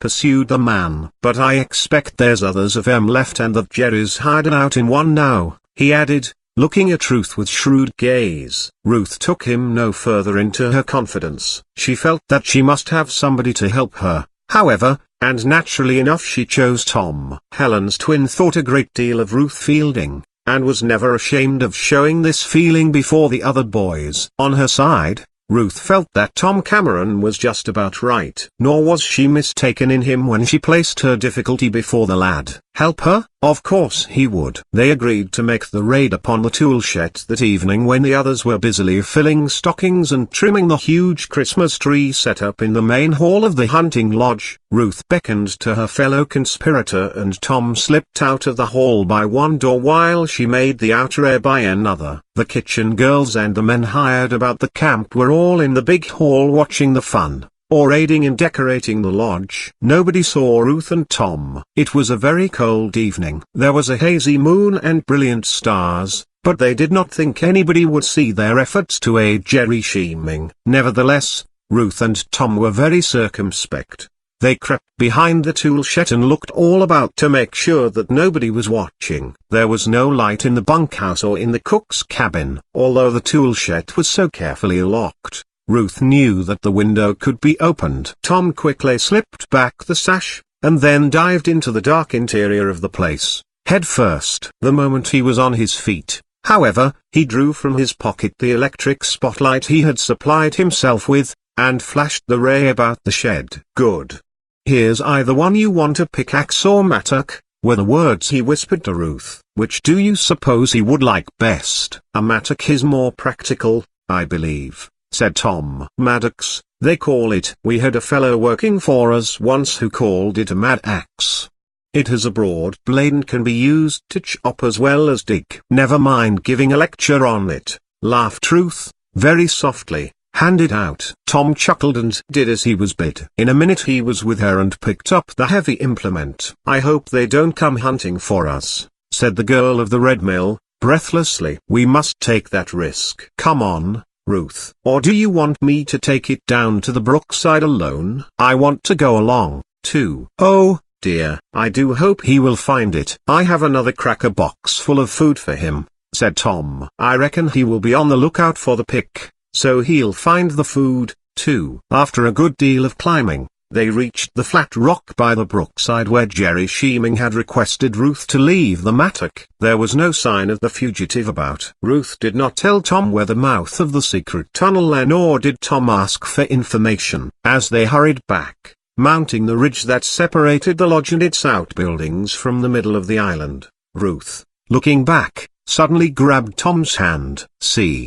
See there," she cried. Tom looked in the direction to which she pointed. The stars gave light enough for them to see miles across the ice. Several black figures were hurrying toward the western end of the island from the direction of the mainland or the southern shore of the lake. "Who do you suppose those men are?" asked Ruth, faintly. Tom shook his head slowly. "I expect it's Slim Daggett, the constable, and others to hunt for poor Jerry. I feel almost sure that the man in the lead is Daggett." "Isn't that mean?" exclaimed Ruth, her voice shaking. "It is. But I don't believe they will find Jerry very easily." Just the same, Ruth was not to be comforted. She was very quiet all the rest of the evening. Her absence, and Tom's, had not been noticed. The crowd went to bed before 11, Having spent a most delightful Christmas Eve, Ruth sat at a window that overlooked a part of the island. Once she saw the men who had crossed from the mainland climbing the hill toward the lone pine. "I hope they won't find a trace of him," she murmured as she popped into bed. Ruth slept as soundly as any of her mates. A clanging bell at 6 o'clock aroused the whole household. The sun was not yet up,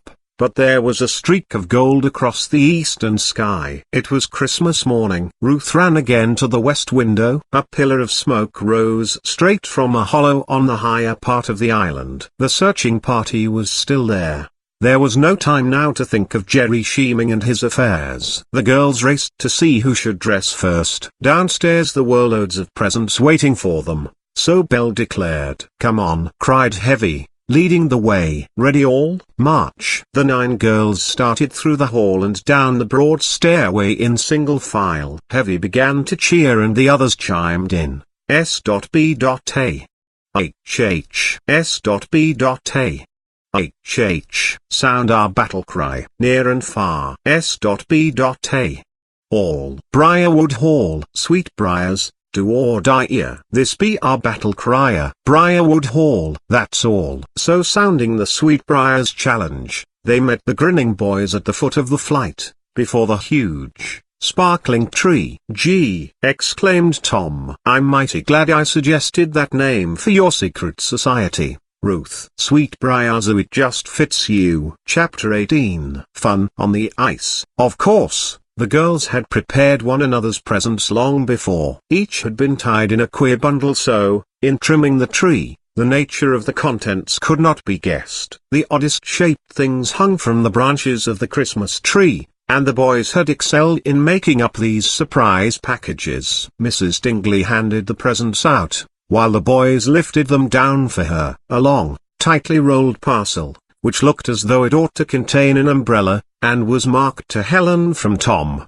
finally proved to contain a jeweler's box, in which nestled a pretty ring, which delighted his twin. A large, flat package, big enough to hold a large kite, was carefully opened by Belle, who finally found in it, among the many tissue wrappings, a pretty set of hair combs set with stones. In a roughly done-up parcel was a most disreputable old shoe addressed to Luella. She was going to throw it out, but the boys advised her so strongly not to that she finally burrowed to the toe and found, to her amazement, a gold bracelet. There was a good-sized box for Ann Hicks just as it had come from the express office at Lumberton a week before. Having been addressed in Mrs. Tellingham's care, the Western girl had known nothing about it. Now it was open last. It had come all the way from Silver Ranch. Of course, such a set of furs no girl at Briarwood possessed. There were a number of other presents from the cowboys, from Mrs. Sally,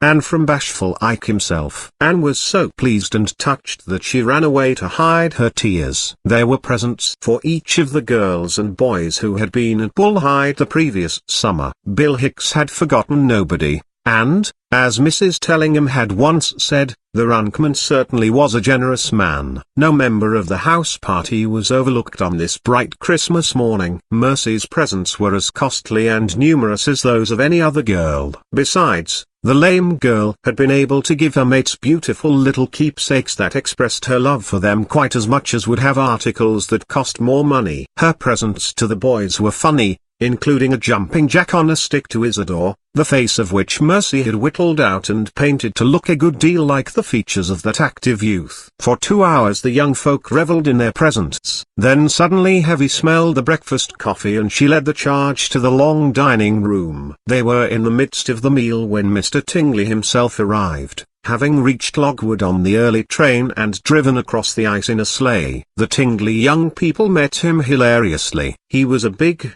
bewhiskered man, with a jolly laugh and amiable manner. His eye could flash, too, if need be, Ruth judged, and almost at once she had an opportunity of seeing him stern. "What crowd is that over at the west end of the island?" he asked his wife. "I see they have a fire. There must be 4 or 5 men there. Is it some of Blent's doings?" "Oh, Dad!" cried Ralph Tingley, eagerly. "You ought to stop that. Those fellows are hunting Jerry Sheeming." "Who is Jerry Sheeming?" he asked, quickly. Mrs. Tingley explained briefly. "I remember now. said her husband. "And this is the young lady who spoke a good word for the boy in the first place?" And he beckoned the eager Ruth to them. "What have you to say for your prot A tilde copyright G A tilde copyright now, miss?" "Everything that is good," declared the girl of the Red Mill, quickly. "I am sure he is not at all the sort of boy this man Blent would have you believe. And perhaps, Mr. Tingley,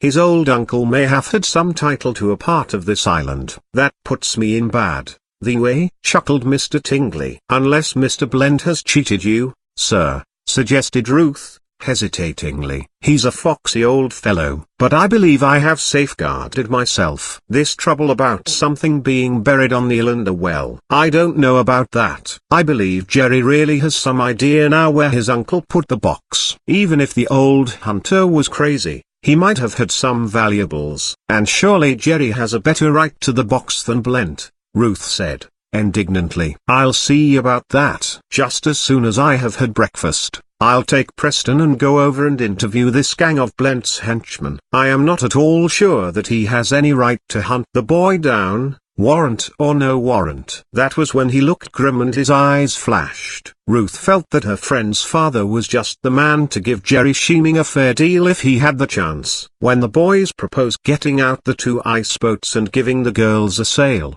for the wind was fresh, Ruth was as eager as the others to join in the sport. Not all the girls would trust themselves to the scooters, but there were enough who went down to the ice to make an exceedingly hilarious party. Ralph Tingley and Tom Cameron were the best pilots. The small ice boats were built so that 2 passengers could ride beside the steersman and sheet tender. So the girls took turns in racing up and down the smooth ice on the south side of the island. Ruth and Helen liked to go together with Tom, who had busy at a 10-sheet. It was no fair if one party traveled farther than from the dock to the mouth of the creek and back again. The 4 friends, Ruth and her chum, and Tom and Busy as ye were making their second trip over the smooth course. Bobbins, with his sister and the fox, and Ralph Tingley, manned the other boat. The 2 swift craft had a splendid race to the mouth of the brook which, because of its swiftness, still remained unshackled by the frost. The shallow stream of water poured down over the rocks into the lake,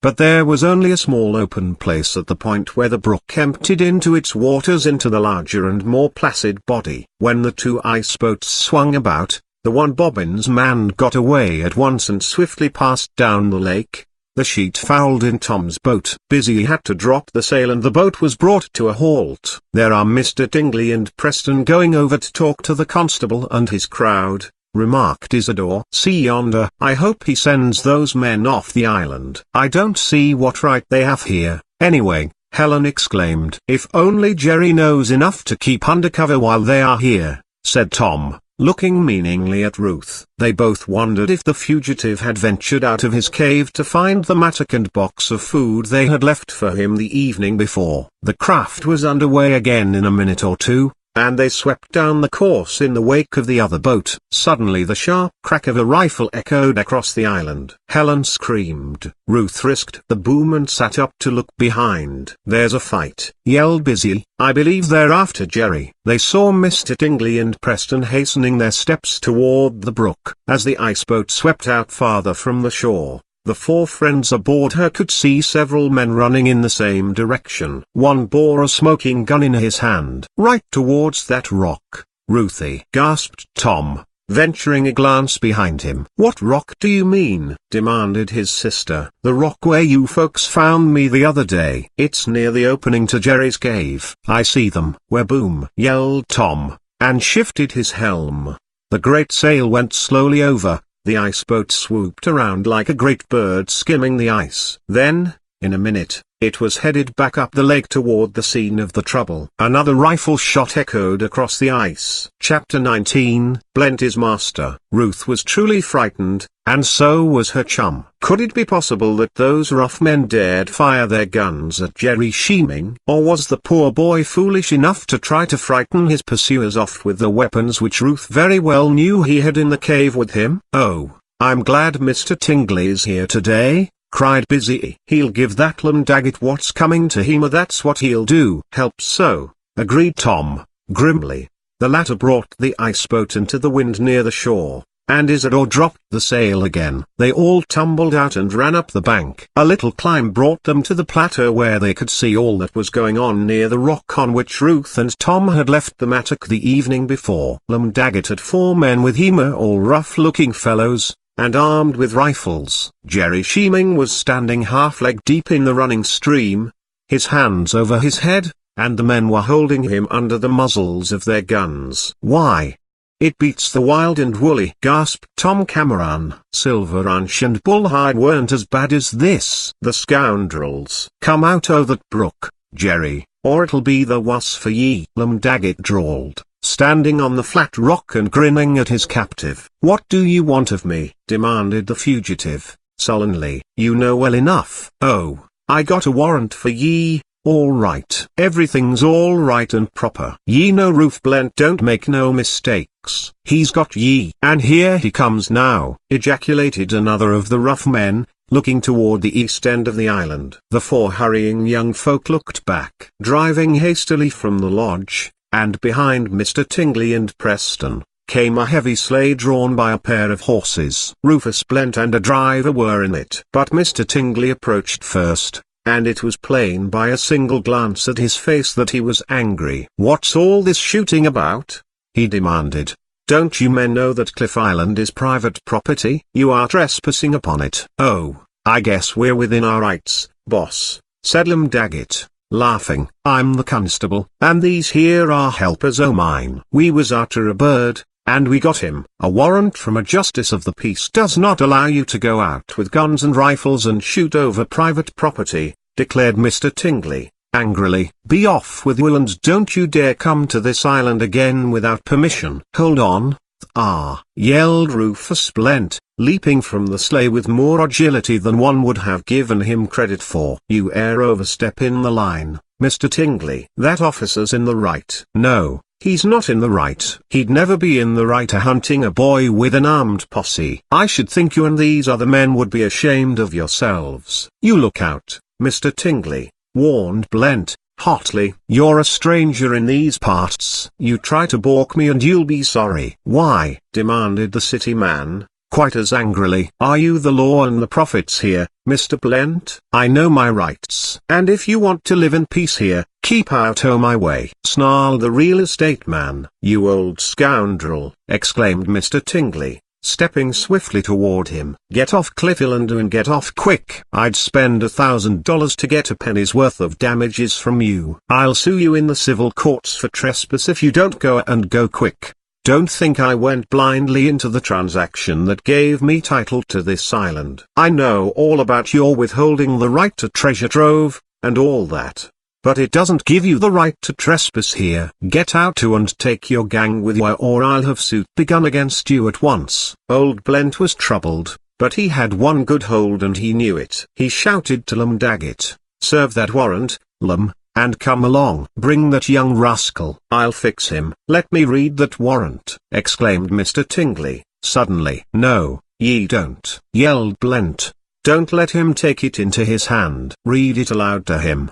But make that pesky young Sheeming come ashore first. Before ye know it, he'll be running away again." The men who covered Jerry motioned him to step up to the bank. They looked so threatening that he obeyed. Daggett produced a legal-looking paper. He read this aloud, blunderingly, for he was an illiterate man. Its contents were easily gathered, however. Squire Keller had signed the warrant on complaint of Rufus Blent. Jerry was accused of having stolen several boxes of ammunition and a revolver. The property had been found in an old shed at Logwood where the boy had slept for a few nights after he had first been driven from Cliff Island. "Why, this is an old story, Blent," ejaculated Mr. Tingley, angrily. "The boy left that shed months ago.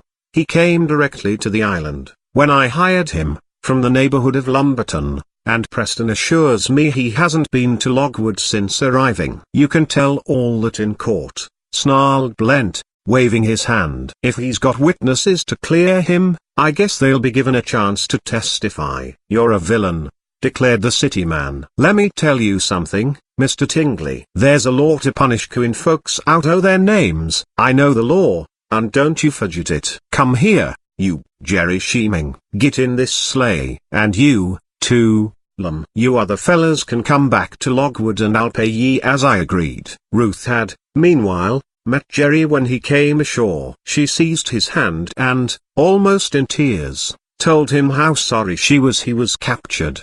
"Don't you mind, Miss Ruth. He's bound to get me out of the way if he can," whispered Jerry. "Ruth Blent is all the law there is in Logwood, I guess. But Mr. Tingley will help you." "Maybe. But if Blent can't prove this hatched-up business against me, he'll keep right on persecuting me, if I don't light out. And I believe I found something, Miss Ruth." "Your uncle's money?" "I wouldn't say that. But I was going to break into another little cave if I'd got hold of that mattock. The mouth is under the debris that fell with the landslide." It was about where Uncle Pete said he hid his treasure box. Poor Uncle Pete. Loss in that box was what sent him off his head complete. Like. This had been said too low for the others to hear. But now Daggett came forward and clamped his big paw on Jerry's shoulder. "Come along, you," commanded the constable, jerking his prisoner toward the sledge. "Oh, isn't it a mean shame?" cried Helen Cameron. "Wish that old Blent was my size," grumbled Busy, clenching his fists and glaring at the real estate man. "I wish I could do something at the present moment to help you, scheming," said Mr. Tingley, his expression very angry. "But don't be afraid. You have friends. I shall come right over to Keller's court, and I shall hire a lawyer to defend you." "You can do all ye like," sneered Blent, as the sledge started with the prisoner. "But I'll beat ye, and ye'll pay for tryin' to balk me, too." "Don't you be too loose with your threats, Ruth," sang out Preston, the foreman. "If anything happens over here on the island or any of Mr. Tingley's property is destroyed, we'll know who to look to for damages." "Yah," snarled Blent, and drove away. The fact remained, however, that, for the time being at least, Rufus Blent was master of the situation. Chapter 20. The fishing party. Ruth felt so unhappy she wept openly. It seemed too bad that Jerry Scheming should be taken away to the mainland a prisoner. "They'll find some way of driving him out of this country again," remarked Preston, the foreman. "You don't know Blent, Mr. Tingley, as well as the rest of us do. Other city men have come up here and bucked against him in times past and they were sorry before they got through." "What do you mean?" demanded the angry owner of Cliff Island. "Blent can hire those fellows from the lumber camps, and some of the guides, to do his dirty work. That's all I've got to say." "Hunting camps have burned down in these woods before now," observed the foreman, significantly. "Why?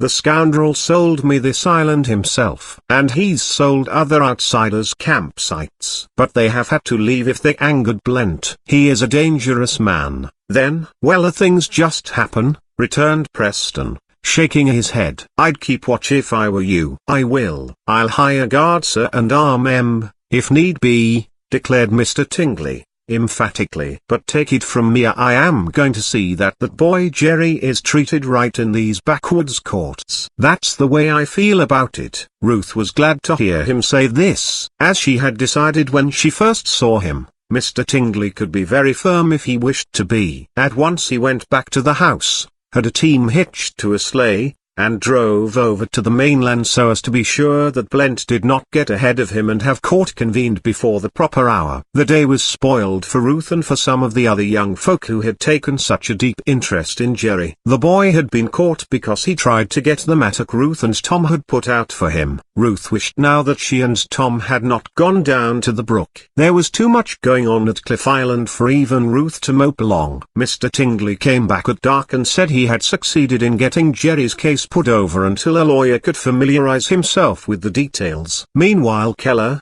Blent's man, had refused to accept bail. Jerry would have to remain in jail for a time. A man came across from the town that evening and brought a telegram for Mr. Tingley. That gentleman had without doubt shown his interest in Jerry scheming. Fearing that the local legal lights might be somewhat backward about opposing Rufus Blent, he had telegraphed to his own firm of lawyers in New York and they were sending him a reputable attorney from an upstate city who would be at Logwood the next day. "Let's all go over to court tomorrow and see that lawyer get Jerry free," suggested Belle Tingley, and the others agreed with enthusiasm. It would be as much fun as snowshoeing, More fun for those who had not already learned that art. The day after Christmas, in the morning, the boys insisted that everybody but Mercy Curtis should get out and try the shoes. Those who had been at snow camp the year before were able to set out quite briskly, for it is an art that, like swimming and skating, is not easily forgotten. There were some very funny spills, and by luncheon they were all in a glow. Later the big sledge was brought around, and behind that the boys strung a couple of bobs.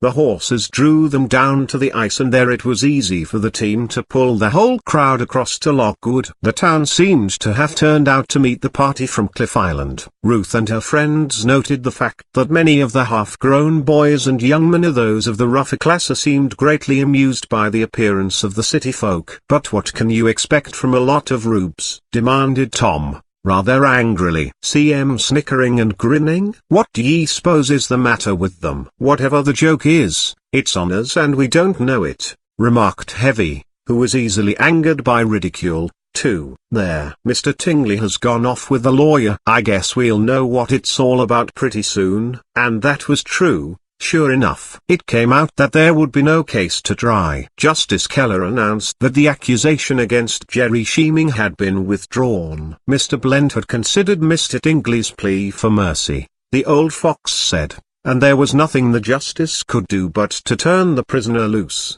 "But what's become of him?" Mr. Tingley wanted to know. "Oh, that does not enter into my jurisdiction," replied Keller blandly. "I am not his keeper. He was let out of jail early this morning. After that I cannot say what became of him." Blent was not even at the court. It was learned that he had gone out of town. Blent could always find somebody to handle pitch for him. It was later discovered that when Lamb Daggett had opened the jail to Jerry, several of Blent's ruffians had rushed the boy to the railroad yard, put him aboard a moving freight, given a brakeman a $2 bill as per instructions from the real estate man, and Jerry wasn't likely to get off the train, unless he jumped while it was moving, until it was 50 miles farther west. But, of course, this story did not come out right away. The whole town was laughing at Mr. Tingley. Nobody cared enough about the city man, or knew him well enough, to explain the details of Jerry's disappearance at that time. Mr. Tingley looked very serious when he rejoined the young folk, and he had little to say on the way home, save to Ruth, whom he beckoned to the seat beside him. "I am very sorry that the old fox got the best of us, Miss Fielding. As Preston says, I must look out for him. He is sly, wicked, and powerful. My Albany lawyer tells me that Blent is notorious in this part of the state, and that he has great political influence, illiterate as he is. But I am going to fight. I have bought Cliff Island, and paid a good price for it. I have spent a good many $1,000s in improvements already. I'll protect myself and my investment if I can, and meanwhile I'll do what I can for your friend, Jerry Sheeming, too. They've got the boy away from the vicinity for the time being, but I reckon he'll find his way back." "You think so, too, Miss Fielding?" "If he understands that we're trying to help him." "And yes. I believe he will come back anyway, for he is very anxious to find that treasure box his Uncle Peter lost." "Oh, as to that, well, there may be something in it." "But Pete Tilton was really insane. I saw him myself. The asylum is the place for him, poor man," concluded Mr. Tingley. Ruth felt in secret very much worried over Jerry's disappearance. When she once became interested in anybody, as Helen said, she was interested all the way through. The others could laugh a little about how the crafty real estate agent had fooled Mr. Tingley and gotten Jerry out of the way, but not Ruth. She could scarcely sleep that night for thinking of what might have happened to the ill-used youth. But she tried to hide her anxiety from her companions the next morning when plans were made for a fishing trip. All but Mercy joined in this outing. They went on snowshoes to the far end of the island, keeping on the beach under the huge cliffs, to a little cove where they would be sheltered and where the fishing was supposed to be good. Preston, the foreman, went with them. He and the boys dragged a bobsled well laden with the paraphernalia considered necessary for fishing through the ice. First the holes were queued to 13 of them. Then, near each hole, and on the windward side, 2 stakes were set about 4 feet apart and a square of canvas lashed between them for a windbreak. A folding camp stool had been brought for each fisherman and fishergirl, and there were a lot of old sacks for the latter, especially, to put under their feet as they watched the buzz in the little pool of water before which they sat. After Preston saw them well started, he went back to the house. The crowd intended to remain until evening, and planned to make their dinner on the shore of the cove, frying some of the fish they expected to catch, and making coffee in a battered camp pot that had been brought along. The fish were there, as the foreman had assured them. Each member of the party watched and baited 2 lines. At first some of the girls had considerable trouble with the bait, and the boys had to show them how to put it on the hook, but it was fun, and soon all were interested in pulling out the flopping fish, vying with each other in the catch, calling back and forth about their luck, and having a splendid time. It was so cold that the fish froze almost as soon as they were thrown upon the ice. Had they been catching for shipment, the fish could have been boxed and sent some distance by express without being iced. But the young folk did not mind the cold much, nor the fact that the sun did not shine and the clouds grew thicker as the day advanced. "I'm going to beat you all," declared the fox, after a great run of luck, in which she could scarcely bait rapidly enough to satisfy the ravenous fish. "Might as well award me the laurel wreath right now." "Don't you be too sure," drawled Heavy. "You know, he laughs best who laughs last." "Wrong," returned Mary Cox. "The true quotation should be, he laughs best whose laugh lasts. And mine is going to last too. Oh he. Here comes another." Tom and Ruth got the dinner. There was plenty of dry wood under the fir trees. Tom cleaned the fish and Ruth fried them to a delicious brownness and crispness. With the other viands brought from home and cups of good, hot coffee, the 13 friends made a hearty and hilarious meal. They were sheltered by the high cliff at their backs and did not notice when the snow began to fall. But, after a time, they suddenly discovered that the flakes were coming so thick and fast that it was all but impossible to see the farthest fishing shelters. "Oh, dear me!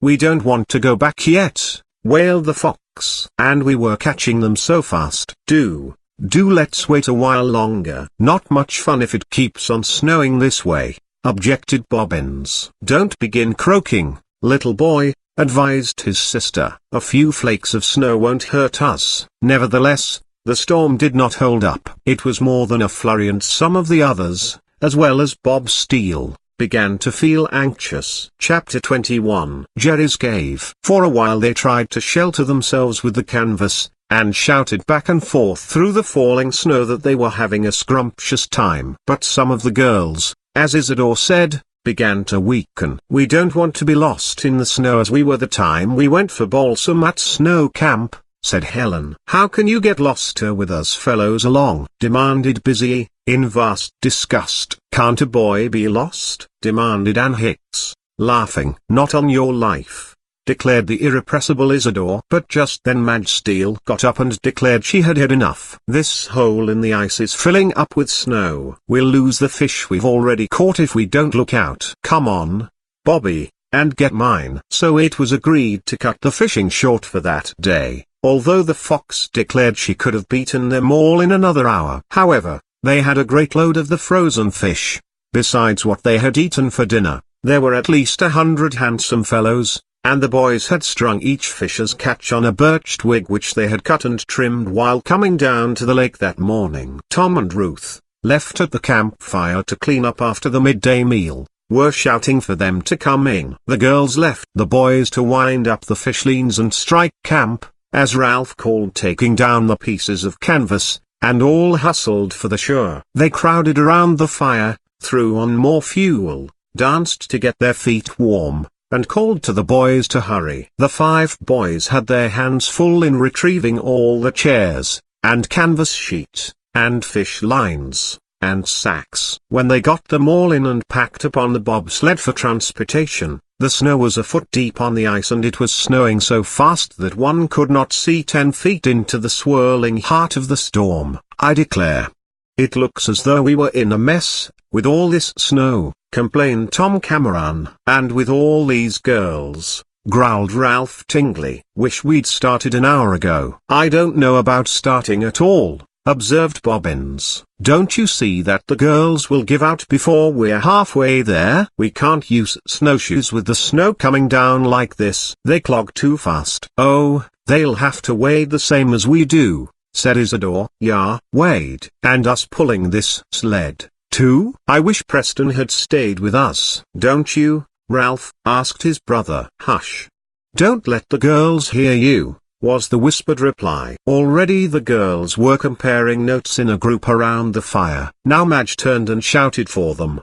Come here, boys. Don't be mumbling together there. We have an idea. If it's any good, let's have it, answered Tom, cheerfully. It is good. It was born of experience. Some of us got all the tramping in a blinding snowstorm that we wanted a year ago. Never again. Eh, girls? Quite right, Madge, said Ralph. It is foolish to run into danger. We are all right here, eh? Why, the snow will drown out your fire in half an hour, scoffed Isidore. And there isn't so much dry fuel. I know where there is plenty of wood and shelter, too, cried Ruth, suddenly. So do I.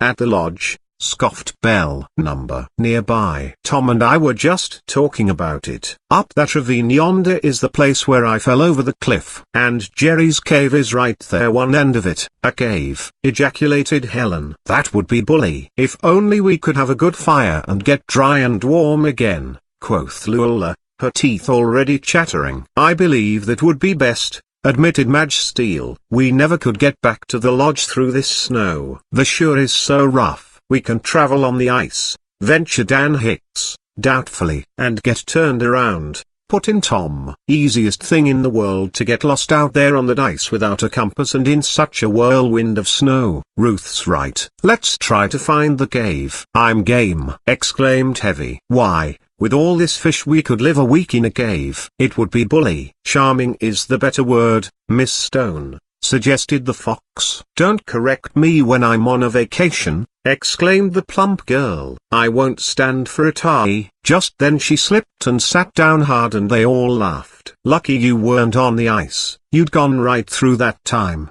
Jenny, declared the fox. Now, let's come on to the cave if we're all agreed. I guess Ruth has the right idea. We'll drag the sled and break a path for you girls, announced Tom. All ready. Now, bring your snowshoes. If it stops snowing, we can get home on them tonight. Oh, dear me. I hope so, cried Belle Tingley. What will Mother and Father say if we're not home by dark? They'll be pretty sure we wouldn't travel far in this storm. Preston and the other men will find us, anyway. I expect that is so, admitted Ruth, thoughtfully. And they'll find Jerry's cave. I hope he won't be mad at me for taking you all there. However that might be, it seemed to the girl of the Red Mill, as well as to Tom Cameron, that it was wisdom to seek the nearest shelter. The ravine was steep, but it was sheltered. There were not many big drifts until they reached that great one at the head of it, into which Ruth had fallen when she slipped over the brink of the precipice. Nevertheless, they were half an hour beating their way up the gully and out upon that ledge which led to the mouth of Jerry's cave. The boys found the laden sled a good deal of a load and the girls had all they could do to follow in the track the sled made. We never could have reached home safely through this storm, declared Madge. How clever of you to remember the cave, Ruthie. Ruth is always doing something clever, said Helen, loyally. Why, she even falls over a cliff, so as to find a cave that, later, shelters us all from the inclement elements. Wow, wow, wow, jeered Isidore. You girls think a lot of each other, don't you? Better thank that Jerry boy for finding the cave in the first place. They were all crowding into the place by this time. It was not very light in the cave, for the snow had already veiled the entrance. But there was a great store of wood piled up along one side, and the boys soon had a fresh fire built. The girls and boys stamped off the clinging snow and began to feel more comfortable. The flames danced among the sticks, and soon an appreciable sense of warmth stole through the cave. The crowd began to laugh and chatter. The girls brushed out the cave and the boys rolled forward loose stones for seats. Isidore found Jerry's shotgun, ammunition, bow and arrow, and other possessions. He must have taken the rifle with him when he went to the other end of the tunnel, Ruth said. Say, exclaimed Ralph Tingley. You could find the way through the hill to where you came out of the cave with Jerry, couldn't you, Ruth? Oh, I believe so, cried Ruth. Then we needn't worry. said the boy. "We can go home that way. Even if the storm doesn't stop tonight, we ought to be able to find the lodge from that end of the cave." "We've nothing to worry about, then," said Madge, cheerfully. "We're supplied with all the comforts of home, and plenty to eat," sighed Heavy, with satisfaction. Chapter 22. Snowed in. Naturally, 13 young folk in a cave could not be content to sit before the fire inactive. They played games, they sang songs, they made up verses, and finally Madge produced a pencil and a notebook and they wrote a burlesque history of George Washington and the cherry tree.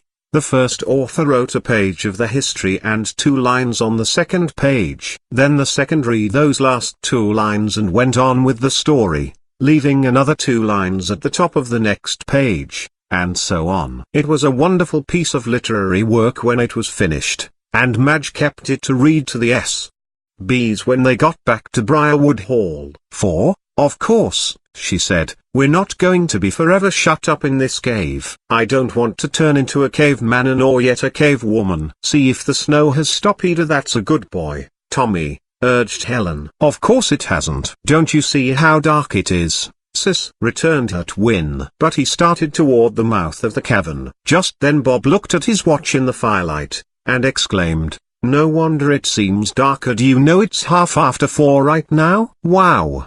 Mother will be scared," said Ralph Tingley. Just then there came a cry from Tom. Then followed a heavy, smothered thud. The boys dashed to the entrance. It was pitch dark. A great mass of hard-packed snow filled the opening, and was being forced into the cave itself. In this heap of snow struggled Tom, fairly smothered. They laid hold upon him by a leg and an arm and dragged him out. He could not speak for a moment and he had lost his cap. "How did you do that?" demanded Bob. "What does it mean?" Think I did it on purpose," demanded the overwhelmed youth. "I'm no Samson to pull down the pillars on top of me." "Gee, that snow came sudden." Where did it all come from?" demanded his sister. "From the top of the cliff, of course. It must have made a big drift there and tumbled down a regular avalanche, just as I tried to look out." "Why? The place out there is filled up yards deep. We'd never be able to dig out in a week." "Oh, dear me.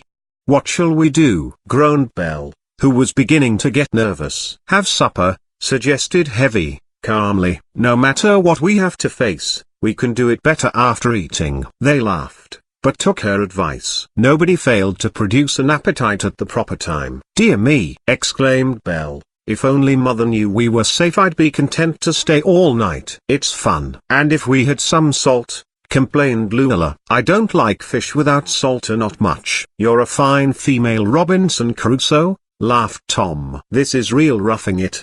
I expect all you girls will weaken by morning." Oh, cried his sister, "you talk as though you thought we would be obliged to stay here, Tom." "I don't just see how we're to get out tonight," Tom returned, grimly. "Not from this end of the cave, at any rate. I tell you, tons and tons of snow fell into its mouth." "But the other way out, Ruthie," urged Luella, half inclined to cry. "I think so," returned the girl of the red mill. "Then just hunt for the way," said Belle, firmly. "If it has stopped snowing, I want to go home." "Don't be a baby, Belle," advised her brother Alf. "Nothing is going to hurt us here, especially as we have plenty of fuel and grub," added Bobbins, thoughtfully. But Ruth saw that it would be wiser to try to get through the tunnel to the brookside. Nobody could dig them out at this end, that was sure. So she agreed with Tom and Ralph Tingley to try to follow the same passages that Jerry Sheeming had taken her through upon the occasion of her first visit.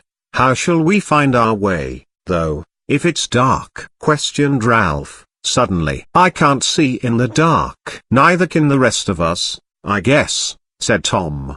"Do you suppose we could find torchwood in that pile yonder?" "Not much," Bobbins told them. "And a torch is a smoky thing, anyway." Ruth was hunting the dark corners of the big cavern in which they had camped. Although Jerry had been at the far end of the tunnel when he was captured by the constable and his helper so outside that end of the tunnel, in fact she hoped that he had left his lantern at this end. As it proved, she was not mistaken. Here it was, all filled and cleaned, hidden on a shelf with a half-gallon can of kerosene. Jerry had been in the habit of coming to the cave frequently in the old days when his uncle and he lived alone on the island. So Tom lit the lantern and the trio started. The opening of the tunnel through the hill could not be missed.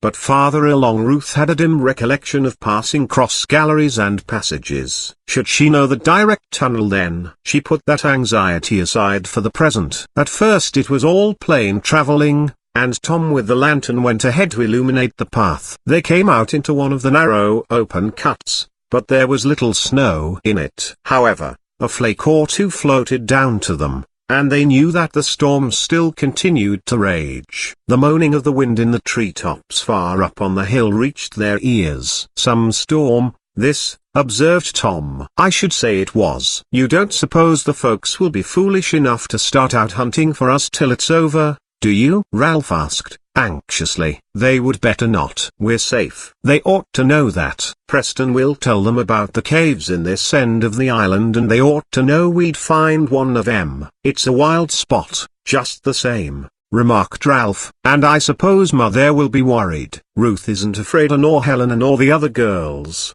said Tom. "I think these Briarwood girls are pretty plucky, anyway. Don't you get to grouching, Rafe." They pursued their way, Tom ahead with the lantern, for some rods further. Suddenly the leader stopped. "Now what, Ruthie?" he demanded. "Which way do we go?" The passage forked. Ruth was uncertain. She could not for the life of her remember having seen this spot before. But, then, she and Jerry must have passed it. She had not given her attention to the direction at that time, for she had been talking with the backwoods boy. She took the lantern from Tom now, and walked a little way into first the left-hand passage and then the right-hand one. It seemed to her as though there were places in the sand on the floor of this latter tunnel which had been disturbed by human feet. "This is the path, I guess," she said, laughing and so hiding her own anxiety. "But let's take a good look at the place so we can find our way back to it if we have to return." "Huh," grumbled Ralph Tingley. "You're not so awfully sure, are you?" "That's all right. Ruth was only through here once," Tom spoke up, loyally. "And we can't get really lost." In 5 minutes they came into a little circular room out of which no less than 4 passages opened. Ruth was confident now that she was turned around. She had to admit it to her companions. "Well,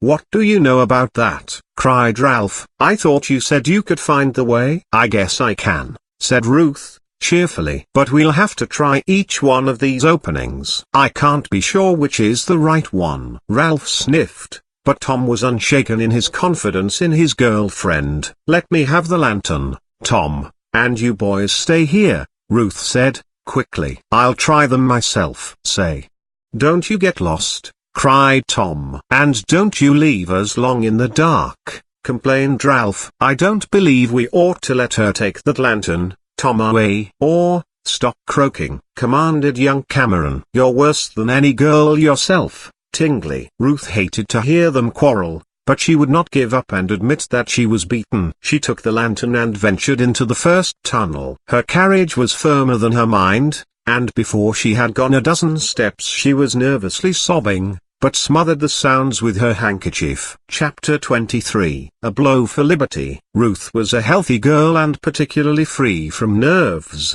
but she was frightened. She was so proud that she determined not to admit to her companions that she was lost in the caves. Indeed, she was not entirely sure that she was lost. Perhaps this was the way she had come with Jerry. Only, she did not remember passing the little room with the 4 tunnels opening out of it. This first passage into which she had ventured with so much apparent boldness proved to be the wrong one within a very few moments. She came to the end of a tar against an unbroken wall. There she remained until she had conquered her nervous sobbing and removed as well as she could the traces of tears from her face. When she returned to Tom and Ralph she held the lantern well down, so that the shadow was cast upon her face. "How about it, Ruth?" demanded Tom, cheerfully, when she reappeared. "That's not the one." "It is just a pocket," declared Ruth. "Wait till I try another." "Well, don't be all night about it," growled Tingley, ungraciously. "We're wasting a lot of time here." Ruth did not reply.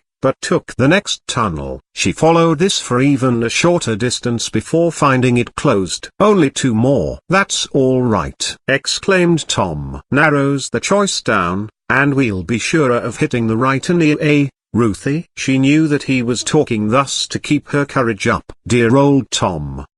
He was always to be depended upon. She gathered confidence herself. However, when she had gone some distance into the third passage, there was a place where she had to climb up on a shelf to get along, because the floor was covered with big stones, and she remembered this place clearly. So she turned and swung her tight, calling to the boys. Her voice went echoing through the tunnel and soon brought a reply and the sound of scrambling feet. "Hold up that lantern," yelled Ralph, rather crossly. "How do you expect us to see?" Young Tingley's nerves were on edge, and like a good many other people when they get that way, he was short-tempered. "Now we're all right, are we, Ruth?" cried Tom. "I remember this place," the girl of the red mill replied. "I couldn't be mistaken." "Now you take the lantern, Tom, and lead on." They pursued the tunnel to its very end. Then it branched again and Ruth boldly took the right-hand passage. Whether it was right, or no, she proposed to attack it firmly. After a time Tom exclaimed,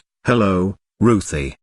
Do you really think this is right?" "What do you mean?" He held up the lantern in silence. Ruth and Ralph crowded forward to look over his shoulders. There was a heap of rubbish and earth half filling the tunnel. It had not fallen from the roof, although neither that nor the sides of the tunnel were of solid rock. "You never came through this place, Ruth," exclaimed Ralph, in that "I told you so" tone that is so hard to bear. "I didn't see this place here, no," admitted Ruth. "Of course you didn't," declared Ralph, crossly. "Why? It's right up against the end of the tunnel." "It does look as though we were blocked, Ruthie," said Tom, with less confidence. "Then we'll have to go back and try the other passage," returned the girl, choking a little. "See here," cried Tom. Suddenly, "Somebody's been digging here." "That's where all this stuff comes from, underfoot." "Where?" asked the others, crowding forward to look closer. Tom set down the lantern and picked up a broken spade. There was a cavity in the wall of this pocket-like passage. With a flourish Tom dug the broken blade of the spade into the gritty earth. "This is what Jerry wanted that mattock for, I bet," he exclaimed. "Oh, dear me. Do you believe so?" cried Ruth. "Then, right here, is where he thought he might find his uncle's treasure box." "Ho, ho!" ejaculated Ralph. "That old hunter was just as crazy as he could be. Father says so." "Well, that wouldn't keep him from having money, would it? And might be a very good reason for his burying it. And the papers he declared would prove his title to a part of this island," Ruth hastened to add. That didn't please Ralph any too well. "My father owns the island, and don't you forget it," he declared. "Well, we don't have to quarrel about it," snapped Tom, rather disgusted with the way Ralph was behaving. "Come on. We might as well go back. But here's one blow for liberty." And he laughed and flung the spade forward with all his strength. Jerry Sheeming had never suspected it, or he would not have left the excavation just as he had. There was but a thin shell beyond where he had been digging, and the spade in Tom's hand went clear through. "For the goodness gracious grannies!" gasped Tom, scrambling off his knees. "I came near losing that spade altogether." There was a fall of earth beyond the hole. They heard it rolling and tumbling down a sharp descent. "Hold the lantern here, Ruth," cried Tom, trying to peer into the opening. Ruth did so. The rays revealed a hole, big enough for a man to creep through. It gave entrance, it seemed, to another cavern, and one of good size. "Oh, my dear," exclaimed Ruth, seizing Tom's arm. "I just know what this means." "You may." "I don't," laughed Tom Cameron. "Why, this other cavern is the one that was buried under the landslide. Jerry said he knew about where it was, and he's been trying to dig into it." "Oh, yes. There was a landslide on this side of the cliff just about the time Father was negotiating for the purchase of the island last summer," said Ralph. "We all came up here to look at the place a while afterward. We camped in a tent about where the lodge now stands. That old crazy hunter had just been taken away from here. They say he tried to kill Blent, and maybe he had good reason, said Tom. "Plenty's without a doubt a pretty mean proposition. Just the same, the island is my father's," declared Ralph, with confidence. "He bought it, right enough." "All right. But you think, Ruth, that perhaps it was in this buried cave that old Mr. Tilton hid his money box?" "So Jerry said." "It looks as though Jerry had been digging here." "Let's have another crack at it," cried Tom, and went to work with the spade again. In 10 minutes he had scattered considerable earth and made the hole much larger. They held the lantern inside and saw that the floor of the other cavity was about on a level with the one in which they stood. Tom slid the old spade through the hole, and then went through himself. "Come on. Let's take a look," he said, reaching up for Ruth and a lantern. "But this isn't finding a way out," complained Ralph. "What will the other folks say?" "We'll find the opening later. We couldn't venture outside now, anyway." "It is still storming, you can bet," declared the eager Tom. Ruth's sharp eyes were peering here and there. The cavern they had entered was almost circular and had a dome-shaped roof. There were shelves all around several feet above the floor. Some of these ledges slanted inward toward the rock, and one could not see much of them. "Lift me up here, Tom," commanded the girl. "I want to scramble up on the ledge." "You'll hurt yourself." "Nonsense. Can't I climb a tree almost as well as Ann Hicks?" He gave her a lift and Ruth scrambled over the edge with a little squeal. "Oh, oh, oh," she cried. "Here's something." "Must be," grunted Tom, trying to climb up himself. "Why, I declare, Ruthie, that's a box." "It's a little chest. It's iron-bound, too." "My, how heavy." "I can't lift it." "Tumble it down and let's see," commanded Ralph, holding the lantern. Ruth sat down suddenly and looked at the boys. "I don't know," she said. "I don't know that we've got any right to touch it. It's padlocked." "Maybe it is old Mr. Tilton's treasure box." "That would be great," cried Tom. "But I don't know," continued Ruth, reflectively. "We would better not touch it. I wouldn't undertake to advise Jerry what to do if he found it. But this is what they call treasure trove, I guess. At least, it was what that Rufus Blent had in mind, all right, when he sold Mr. Tingley the island with the peculiar reservation clause in the deed." Chapter 24. A Midnight Marauder. Meanwhile the boys and girls left behind in Jerry Sheeming's old camp began to find the absence of Ruth and her two companions rather trying. The time which had elapsed since the three explorers started to find the eastern outlet of the cave seemed much longer to those around the campfire than to the trio themselves. Before the searching party could have reached the brookside, had the tunnel been perfectly straight, the nervous Belle Tingley wanted to send out a relief expedition. "We never should have allowed Ruthie to go," she wailed. "We all should have kept together." "How do we know but they'll find the cave a regular labyrinth, and get lost in it, and wander around and around, and never find their way out, or back, and away?" "Oh, for the goodness' sake," ejaculated Mary Cox, "don't be such a weeping, wailing sister of misery, Belle. You not only cross bridges before you come to them, but, I declare, you build new ones." "She's old man Trouble's favorite daughter," said Heavy.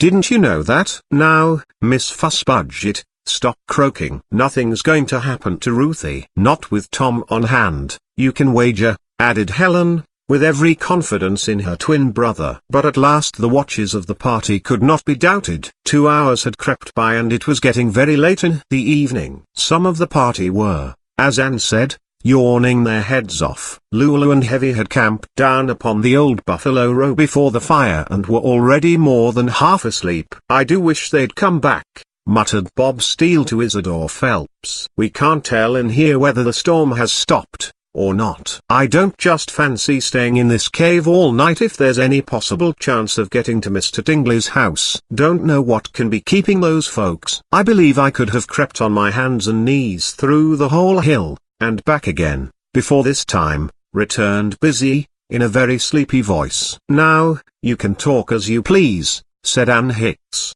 with sudden decision. "But I'm going a short distance along that tunnel and see if the lantern is in sight." "I'm with you," exclaimed Bob. "Me, too," joined in Helen, jumping up with alacrity. "Now, some more of you will go off and get lost, cried Belle. I wish we were all home. I'm sorry we came to this old island, baby, ejaculated her brother, poking her. Do be still. Ralph isn't going to get lost, so what do ye think he is? How'll we see our way? Helen asked Bob and Ann. Feel it. We'll go in the dark. Then we can see their lantern the quicker. There's no wood here fit for torches, Bob admitted. And I have plenty of matches. Come on, we shan't get lost. What do you really suppose has happened to them? Demanded Helen of Bob, as soon as they were out of hearing of the camp.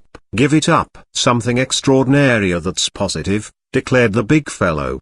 They crept through the tunnel, Bob lighting a match occasionally, until they reached the first crack in the roof, open to the sky. It was not snowing very hard. Of course they wouldn't have tried climbing up here to get out, queried Helen. Of course not, exclaimed Ann. What for? No, said Bobbins. They kept straight ahead, and so will we. In 5 minutes, however, when they stopped, whispering, in a little chamber, Ann suddenly seized her companions and commanded them to hold their breath. I hear something, she whispered. The others strained their ears to hear, too. In a moment a stone rattled. Then there sounded an unmistakable footstep upon the rock.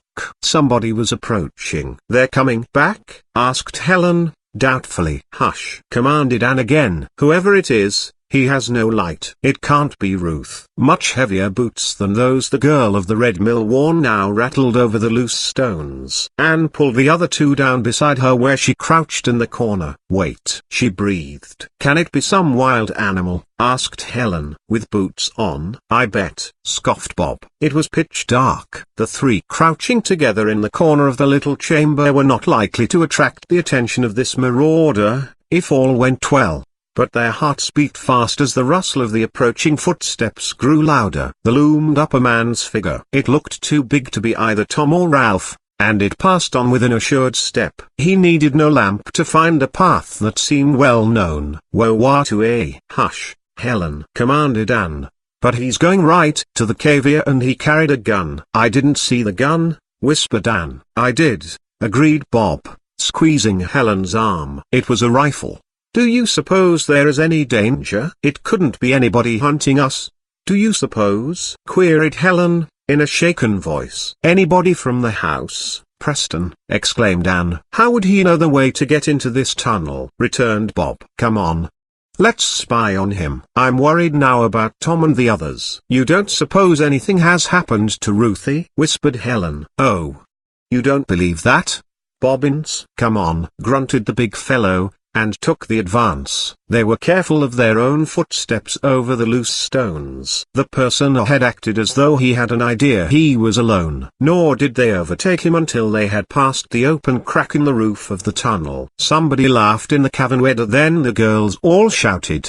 The marauder stopped, uttering an astonished ejaculation. Bob and the two girls halted, too, but in a moment the person ahead turned, and came striding toward them, evidently fleeing from the sound of the voices. Ann and Helen were really frightened, and with faint cries, shrank back. Bob had to be brave. He leapt forward to meet the person with the rifle, crying, "Hold on, there!" "Ha!" exclaimed the other, and advanced the rifle until the muzzle touched Bob Steele's breast. The boy was naturally frightened. How could he help being? But he showed pluck. He did not move. "What do you want in here?" "Who are you?" asked Bob, quietly. "Goodness me!" gasped the other, and dropped the butt of his rifle to the ground. "You sure did startle me. You're one of those boys staying with the Tingleys?" "Yes. And here's a couple of the girls." "Not Ruth Fielding?" "Oh, Jerry Sheeming," cried Ann, running forward. "You might have shot him with that gun." "Not unless I'd loaded it first,"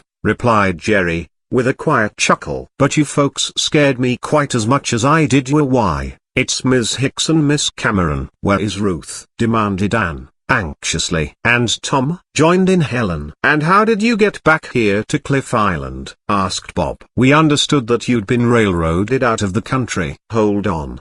Hold on," exclaimed Jerry. "Let's hear first about Miss Fielding. Where's she gone? How came you folks in this cave?" Helen was the one who told him. She related all the circumstances very briefly, but in a way to give Jerry a clear understanding of the situation. "They've wandered off to the right. I know where they must be," said Jerry, decidedly. "I'll go find them, and then I'll get you all out of here." It has almost stopped snowing now. "But how did you find your way back here to the island?" Bob demanded again. "I ain't going to be beat by Blent," declared Jerry Sheeming, doggedly. "I am going to have another look through the caves before I leave for good. And don't you forget it. The engine on that train yesterday morning broke a piston rod and had to stop down the lake shore. I hopped off and hid on the far bank, watching the island. If you folks hadn't come over this way to fish this morning, I'd been across before the storm began. I was pretty well turned around in the storm, and have been traveling a long time. But I got to the brook at last, and then worked my way up it and into the other end of this cave. I was going up there after my lantern away." "Ruth and the others have it," explained Helen, quickly. "Then I'll go find them at once. I know my way around pretty well in the dark. I couldn't get really lost in this cave." And Jerry laughed, shortly. "I've got matches if you want them," said Bob. "Got a plenty, thanks." "You folks go back to your friends, and I'll hunt out Miss Fielding in a jiffy." Jerry turned away at once, and soon passed out of their sight in the gloom. As Helen and the others hurried back to the anxious party at the campfire, Jerry went straightway to their most satisfactory discovery of all his life. Chapter 25. The Treasure Box. When Jerry met Ruth and her companions coming slowly from the little cave, the boys bearing the heavy, iron-bound box between them, he knew instantly what it was: his uncle's chest in which he had kept his money and papers. "It's yours to hide again if you want to, Jerry," Ruth told him, when the excitement of the meeting had passed, and explanations were over. "It was what both you and Rufus Blent have been looking for, and I believe you have the best right to it. It belongs to Uncle Pete." "And Uncle Pete shall have it," declared the backwoods boy. "Why, do you know, I believe if Uncle Pete once had this box in his possession again that he might recover his mind." "Oh, I hope so," Ruth cried. First, however, the crowd of young folk had to be led through the long tunnel and out into the open air. It was agreed that nothing was to be said to anybody but Mr. Tingley about the treasure box. And the boys and girls, too, agreed to say nothing at the house about Jerry's having returned to his cave. When they reached the brook, there were lights about the island, and guns being fired. The entire household of Dingley Lodge was out on the hunt for the lost ones. The boys and girls were home and in bed in another hour, and Mrs. Dingley was vastly relieved. "Never again will I take the responsibility of such a crowd," declared the harassed lady. "My own children are enough. 12 active young ones like these would send me to the madhouse in another week." But the girls from Briarwood and their boyfriends continued to have a delightful time during the remainder of their stay at Cliff Island, although their adventures were less strenuous than those that have been related. They went away, in the end, to take up their school duties, pronouncing their vacation on the island one of the most enjoyable they had ever experienced.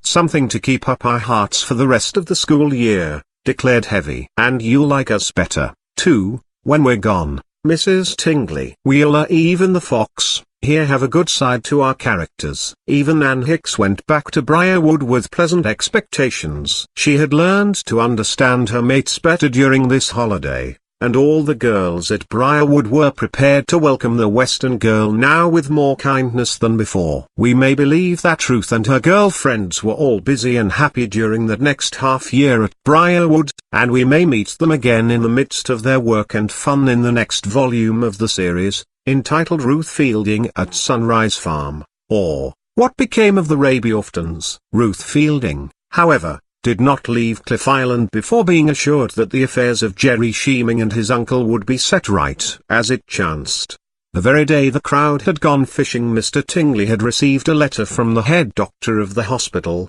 to whom the gentleman had written inquiring about old Peter Tilton. The patient had improved immensely. That he was eccentric was true, but he had probably always been so, the doctor said. The old man was worrying over the loss of what he called his treasure box, and when Ruth confided to Mr. Tingley the truth about Jerry's return and the discovery of the iron-bound box, Mr. Tingley determined to take matters into his own hands. He first went to the cave and had a long talk with Jerry. Then he had his team of horses put to the sledge, and he and Jerry and the box drove the entire length of Lake Talahaska, struck into a main road to the county asylum, and made an unexpected call upon the poor old hunter, who had been so long confined in that institution. It was just what Uncle Pete needed to wake him up, Jerry declared to Ruth, when he saw her some weeks later. He knowed the box and had always carried the key of it about his neck on a string.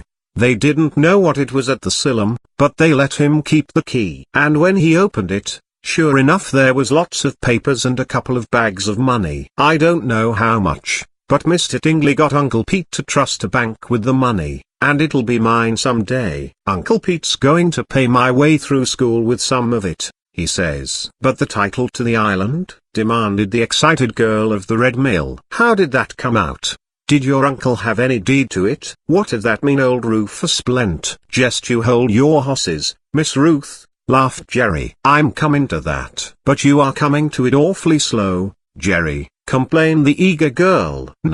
I'll tell you quick's I can, he declared. Uncle Pete had papers. He had been buying a part of the island from Blent on installments, and had paid the old rascal a good part of the price. But when Blent found out that Uncle's papers were buried under the landslide, he thought he could play a sharp trick and resell to Mr. Tingley. You see, the installment deeds were not recorded. However, Mr. Tingley's lawyers made old Blent get right down and howl for mercy. Yes, they did. There was a strong case of conspiracy against him. That's still hanging fire. But Mr. Tingley says he will not push that, considering Rufus did all he was told to about the title money. He gave Uncle Pete back every cent he had paid in on the Cliff Island property, with interest compounded, and a good lump sum of money beside as a bonus. Then Uncle Pete made Mr. Tingley's title good, and we're going to live at the lodge during the closed season, as caretakers. That pleases Uncle Pete, for he couldn't be very well content anywhere else but on Cliff Island. Oh,